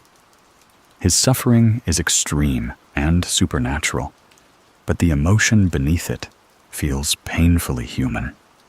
The fear of not measuring up, the resentment that grows beside admiration, the desire to be acknowledged, the temptation to sacrifice happiness, chasing an impossible standard. Even his relationship with Muzan reflects this weakness. Muzan offered immortality, but what Kokushibo truly accepted was endless continuation of his envy. Demonhood froze him emotionally at the exact moment he should have learned to let go. Instead, centuries passed without healing the wound at all. By the time Kokushibo finally disintegrates, there is no triumphant speech, no dramatic final curse, only regret and fading recognition. He spent his life pursuing superiority and lost the simple human connections that once mattered most. Among all the upper moons, Kokushibo perhaps comes closest to embodying the central tragedy of Demon Slayer itself. The idea that fear of loss can become more destructive than loss itself. Michikatsu feared death, obscurity, and inferiority so deeply that he abandoned humanity trying to escape them. But in doing so, he lost the very things that gave life meaning to begin with. And somewhere, beneath the moonlight, beneath the centuries of blood and ambition, the older brother who once stood beside Yoriichi finally disappears, carrying the unbearable realization that he was loved far more than he ever allowed himself to believe. After Kokushibo's death, something important changes inside the Infinity Castle. Until that point, the upper moons felt almost eternal. For generations, demon slayers feared them as unstoppable disasters moving through history without aging or weakening. Entire Hashira died trying to defeat even one of them. The existence of the upper ranks created an atmosphere of inevitability around Muzan's empire, as though certain nightmares could never truly end. But now the strongest among them is gone, and beneath the collapse of their power lies a strange truth. Every upper moon was destroyed not only by swords or sunlight, but by the unresolved wounds they carried from their human lives. Gyutaro could never escape the hatred born from humiliation and poverty. Hantengu spent his life fleeing responsibility until fear itself consumed him. Akaza buried grief beneath obsession with strength. Doma moved through existence emotionally hollow, incapable of genuine connection. Kokushibo sacrificed everything, chasing superiority he could never attain. Muzan transformed these weaknesses into weapons, but he never healed them. In fact, Muzan himself may represent the final and most extreme version of the same tragedy. Before turning toward him completely, it becomes important to understand something subtle about the upper moons as a group. Despite their differences, they all share one hidden characteristic. They are emotionally frozen. Demonhood gives them immortality, but it also traps them psychologically, near the moment their humanity broke apart. Gyutaro remains the desperate older brother protecting Ume from the cruelty of the district. Akaza remains Hakuji, grieving the people he failed to save. Kokushibo remains Michikatsu, staring upward at Yorichi's impossible talent. Even Doma, emotionally detached from childhood onward, remains trapped in the hollow role of a false savior, listening to suffering he cannot truly understand. Centuries pass, yet none of them truly move forward. That stagnation becomes one of the quiet horrors of demonhood in Demon Slayer. Humans suffer, age, grieve, and eventually die, but those processes also allow growth and change. Demons survive endlessly, while carrying the same emotional wounds deeper and deeper into eternity. The Infinity Castle itself reflects this feeling perfectly.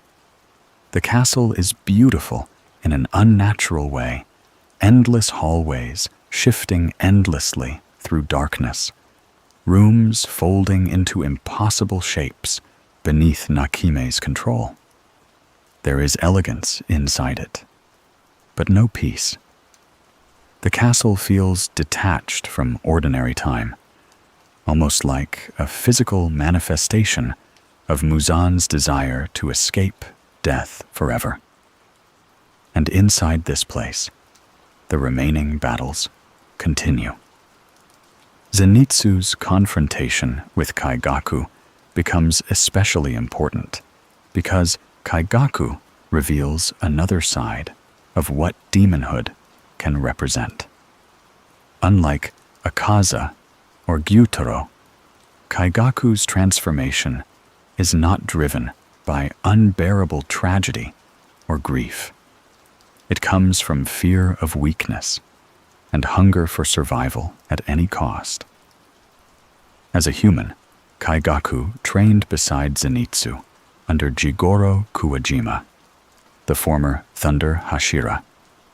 But where Zenitsu doubted himself constantly, Kaigaku believed strength determined human value completely.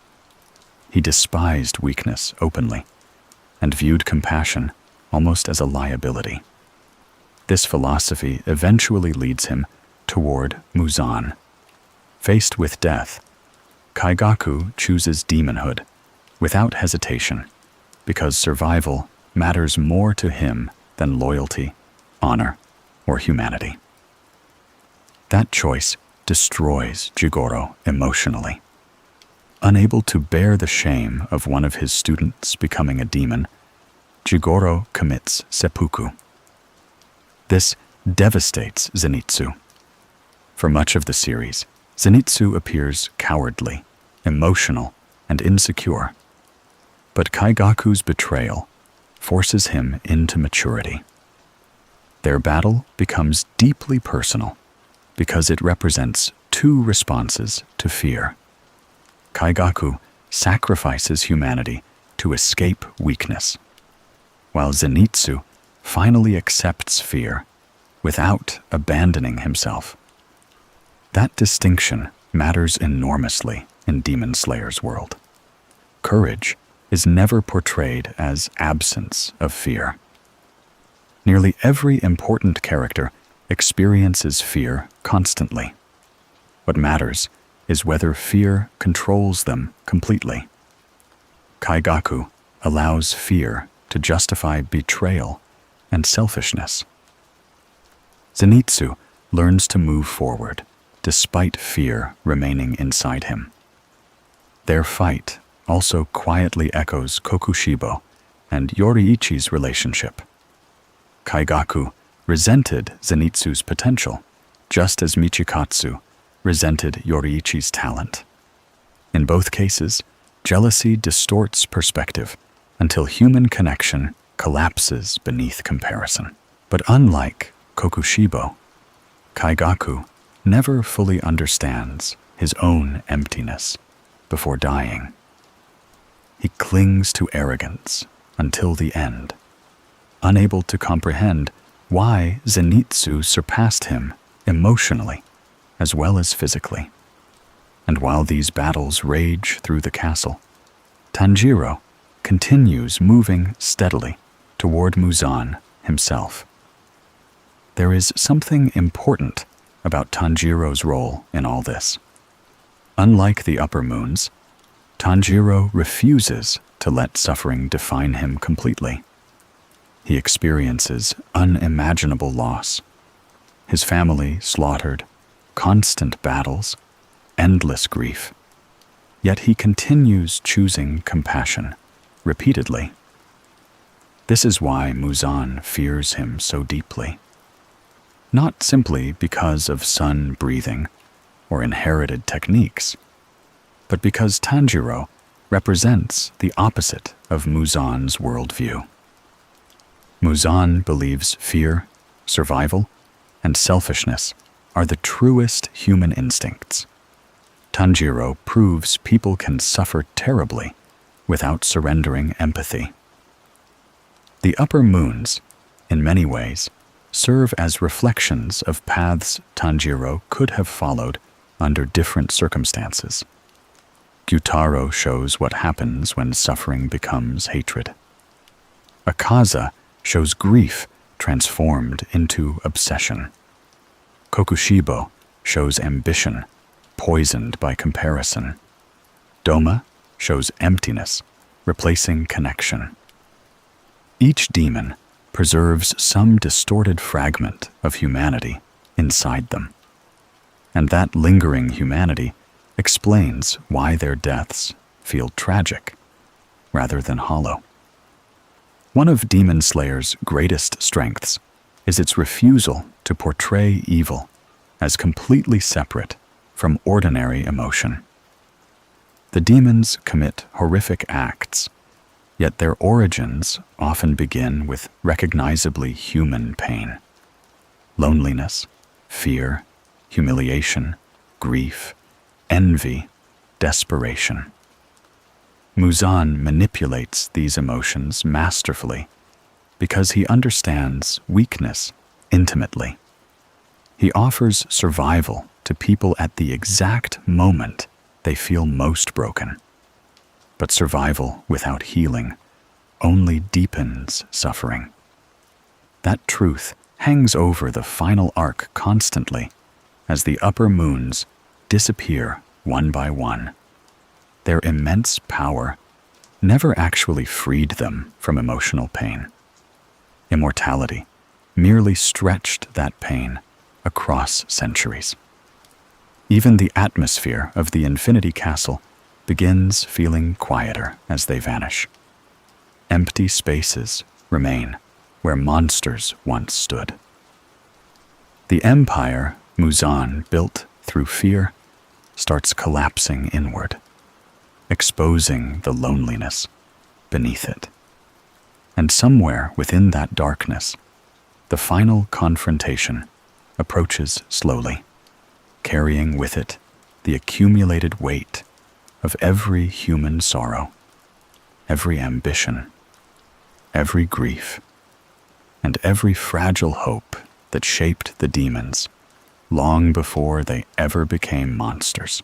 As the Infinity Castle continues collapsing into chaos, the final truths about the upper moons begin settling quietly into the story's atmosphere. Their battles are ending one after another. But what lingers afterward is not only destruction, it is reflection. Each demon leaves behind the feeling of a life that drifted away from humanity, gradually, step by step, until returning became impossible. And now, with nearly all the upper moons gone, Muzan Kibutsuji stands increasingly alone. That loneliness matters more than it first appears. For centuries, Muzan built an empire around fear and obedience, surrounding himself with powerful demons while remaining emotionally distant from all of them. He demanded loyalty, punished failure brutally, and viewed demons primarily as extensions of his own survival. Yet despite creating countless monsters, Muzan never truly formed bonds with any of them. This separates him sharply from characters like Gyutaro or Akaza. Even demons who became cruel still carried traces of attachment, longing, or grief. Muzan does not. His existence revolves almost entirely around avoiding death. Everything else, power, manipulation, violence, exists beneath that central obsession. And in a strange way, the upper moons slowly reveal what happens when fear becomes the foundation of an entire life. Kokushibo feared inferiority and death. Akaza feared helplessness and loss. Hantengu feared accountability. Kaigaku feared weakness. Their choices differed, but fear guided all of them eventually toward Muzan. Yet none of them found peace there. This idea becomes especially powerful as the remaining demon slayers continue fighting despite overwhelming exhaustion. Humans in Demon Slayer are fragile. They bleed constantly, lose limbs, collapse from injuries ordinary people could never survive. And still, they continue moving forward, not because they believe themselves invincible, but because they accept mortality differently than demons do. Gyomei embodies this beautifully. Among the Hashira, Gyomei often feels almost mythic in presence, calm and immovable, even in impossible situations. But beneath his strength is profound acceptance of suffering as part of life itself. Unlike demons desperately fleeing weakness and death, Gyomei understands that impermanence gives human life meaning. This distinction lies at the heart of Demon Slayer's philosophy. Demons pursue endless continuation, yet remain emotionally trapped. Humans suffer and die, yet retain the ability to grow, connect, and sacrifice themselves for others. Mortality hurts, but it also creates urgency, compassion, and meaning. The upper moons lost that balance long ago. One subtle but powerful pattern throughout their stories is how isolated they become emotionally over time. Even when demons work together, there is distance between them. Akaza despises Doma. Kokushibo barely acknowledges most of the others. Doma imitates affection without understanding it. Their immortality does not create companionship. It creates stagnation. Meanwhile, the demon slayers survive through connection constantly. Tanjiro draws strength from memories of his family. Zenitsu fights for Jigoro's honor. Inosuke slowly learns attachment after growing up isolated. The Hashira mourn each other openly when death arrives. Human relationships remain painful and temporary, but they also become the source of resilience. This contrast grows sharper as Muzan finally enters direct battle. Unlike the upper moons, Muzan fights less like a warrior and more like a living catastrophe. His attacks feel frantic, overwhelming, constantly shifting. He does not seek honorable combat or mastery the way Akaza and Kokushibo did. He seeks survival above all else. That difference exposes the emptiness beneath his power. For all his intelligence and terror, Muzan never developed the discipline, emotional depth, or philosophical convictions possessed by many around him. He survives through adaptation and fear rather than understanding himself. And this explains something fascinating about the upper moons. Despite their monstrosity, several of them eventually regain fragments of humanity before death. Akaza remembers love. Kokushibo remembers regret. Gyutaro remembers devotion to his sister. Even these broken demons still carried human emotions buried beneath centuries of violence. Muzan, however, seems almost hollow by comparison. The deeper the story moves into its final confrontation, the more Muzan resembles pure survival instinct, detached from ordinary emotional life.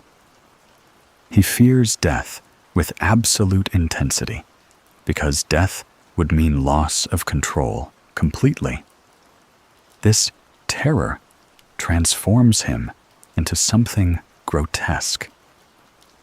As the battle drags toward sunrise, Muzan's appearance becomes increasingly unstable, his body mutating wildly under pressure. Elegant disguises and composed manipulation disappear. The ancient demon, who once presented himself with godlike confidence, now lashes out almost desperately against the inevitability approaching him.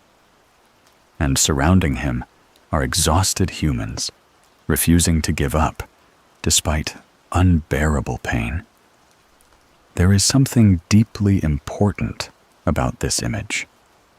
The demon slayers are not stronger than Muzan individually. Many are dying. Most are injured beyond reason. But unlike demons, they fight connected to something larger than personal survival. They inherit each other's wills, techniques, and sacrifices across generations. This is another thing the upper moons lost long ago: continuity beyond themselves. Demons preserve only their own existence endlessly. Humans pass things forward: memories, teachings, love, hope. Even after death, those things remain alive in others. Yoriichi's legacy survives through Tanjiro and the Hinokami Kagura. Jigoro's teachings survive through Zenitsu. Kanai's compassion survives through Shinobu and Kanao. Rengoku's spirit continues influencing everyone who fought beside him. The upper moons, despite their immortality, leave behind far less. That irony quietly defines the final arc.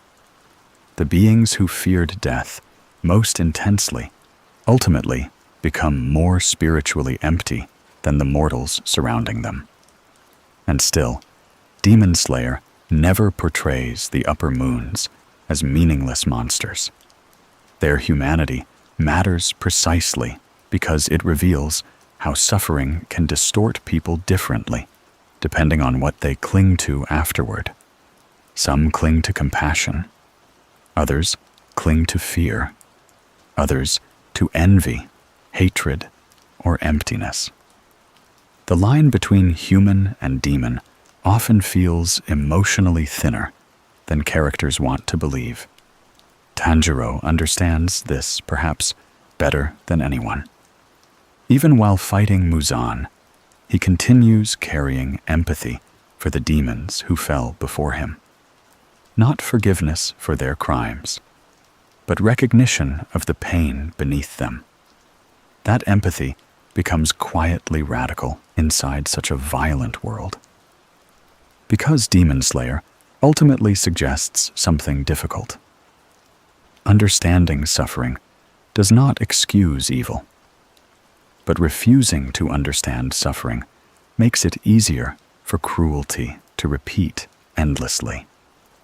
And as the night stretches toward dawn, with Muzan weakening slowly beneath the combined weight of generations fighting against him, the stories of the upper moons begin feeling less like isolated tragedies and more like fragments of a single, larger truth about fear, grief, loneliness, and the desperate human desire to escape pain at any cost.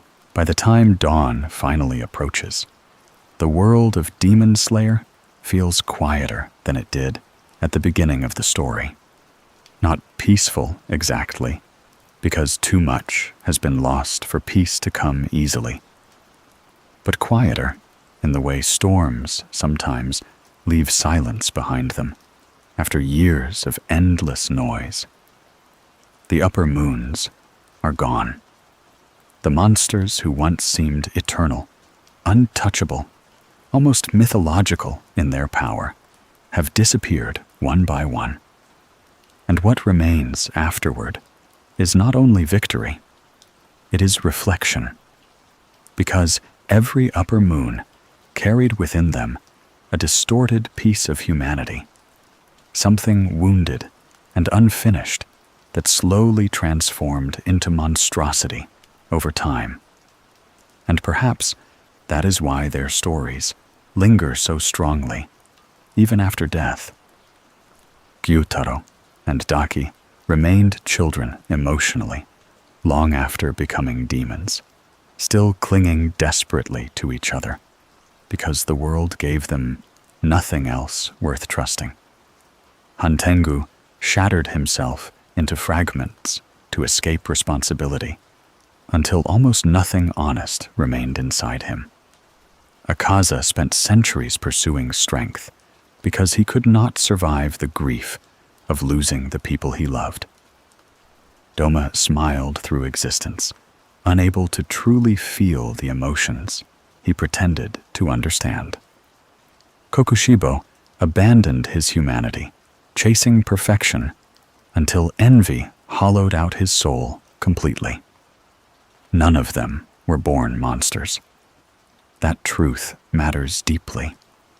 Demon Slayer never suggests suffering automatically creates evil. Tanjiro suffers terribly and remains compassionate. Rengoku experiences loss and still chooses warmth. Gyomei endures cruelty without surrendering kindness. But the series quietly shows how pain left unresolved can slowly distort human beings when fear, loneliness, or obsession become stronger than connection. And Muzan understood this better than anyone. He found people at their weakest moments, offering escape from death, weakness, humiliation, or grief. But the escape was always incomplete. Demonhood preserved the wound instead of healing it. The upper moons gained immortality while remaining emotionally trapped beside the worst moments of their human lives.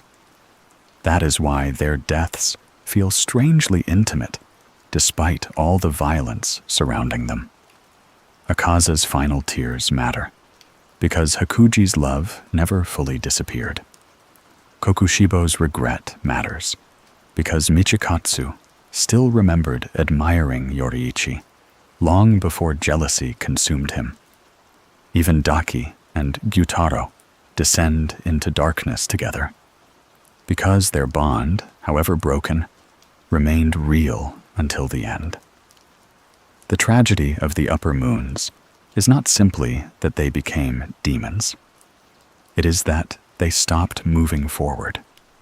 Humans in Demon Slayer suffer constantly, but suffering also changes them.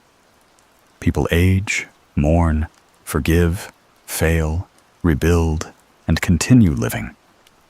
Demons remain frozen. Their emotional pain circles endlessly through immortality, without resolution. Centuries pass, but the frightened child, grieving lover, jealous brother, or hollow soul inside them never truly heals. And because of that, immortality becomes its own prison. This idea becomes clearest when compared to the demon slayers themselves. Nearly every human fighter understands they will probably die young. The Hashira carry that knowledge constantly. Yet instead of making life meaningless, Mortality gives their actions urgency and sincerity. Rengoku protects strangers because life is fragile. Shinobu sacrifices herself because she knows time is limited. Tanjiro continues fighting because every moment beside loved ones matters precisely because it cannot last forever. The demons reject death completely, but in doing so, many lose the ability to truly live. As sunrise spreads slowly over the battlefield after Muzan's fall, there is no feeling of triumphant celebration. Too many people are exhausted. Too many have died. The survivors stand within ruins, carrying grief alongside relief. And still, the world continues. That continuation is important. The upper moons believed power could preserve meaning forever. But meaning in Demon Slayer often survives through memory rather than immortality. Yoriichi dies, yet his techniques remain alive generations later. Rengoku dies, yet his spirit continues shaping the people who knew him. Kanai dies, yet her gentleness survives through Shinobu and Kanao. Human lives end, but human influence continues moving forward through others. The demons could never fully understand this because they clung too tightly to themselves. One of the quietest details in the series is how often demons look backward while humans continue looking ahead. Kokushibo stares endlessly at Yoriichi's shadow. Akaza remains trapped beside Koyuki's death. Gyutaro keeps reliving humiliation and resentment from childhood. Their identities become built around old wounds rather than future possibilities. Tanjiro mourns the past too, but he keeps moving. That difference changes everything. And perhaps that is why the upper moons remain so fascinating even long after the battle's end. They are terrifying, powerful, and cruel. But beneath all of it, they reflect deeply human fears. Fear of being unloved, fear of weakness, fear of insignificance, fear of death, fear of being left behind. Each demon responds to those fears differently, yet all of them eventually become consumed by the thing they cannot let go of. Gyutaro cannot release hatred. Hantengu cannot face himself honestly. Akaza cannot forgive his own helplessness. Kokushibo cannot accept imperfection. Doma cannot bridge the emptiness inside him. And Muzan cannot accept mortality itself. In the end, the destruction of the upper moons feels less like the defeat of supernatural creatures and more like the collapse of different forms of human despair stretched unnaturally across centuries. But Demon Slayer does not end in despair. There is sadness in it, certainly. A quiet heaviness remains over the entire story. Yet beneath that sadness is another idea, softer and more hopeful. Suffering does not erase the possibility of compassion. Tanjiro proves this constantly. Even after witnessing unimaginable cruelty, he continues recognizing pain inside others. He refuses to become emotionally numb. That empathy does not weaken him. It becomes the reason he can keep fighting without losing himself. And perhaps that is the final difference between humans and demons in this story. Demons preserve themselves physically while slowly losing emotional connection to others. Humans lose their physical lives eventually, but their connections continue outward through memory, sacrifice, and love. That is why even the strongest upper moons ultimately feel lonely. For all their power, most of them spend eternity trapped inside themselves. Meanwhile, the humans surrounding them cry together, fight together, grieve together, and continue carrying pieces of each other forward, even after death arrives. As the sun rises fully at last, the endless night finally begins fading from the world of Demon Slayer. The castles collapse. The battles end. The monsters disappear into ash carried by morning light. And what remains afterward are not only stories about demons. They are stories about grief, envy, fear, love, loneliness, and the fragile ways human beings try to survive pain without losing themselves completely. Some fail, some endure. And somewhere between those two outcomes, beneath moonlight and fire and centuries of sorrow, the stories of the upper moons slowly fade into silence.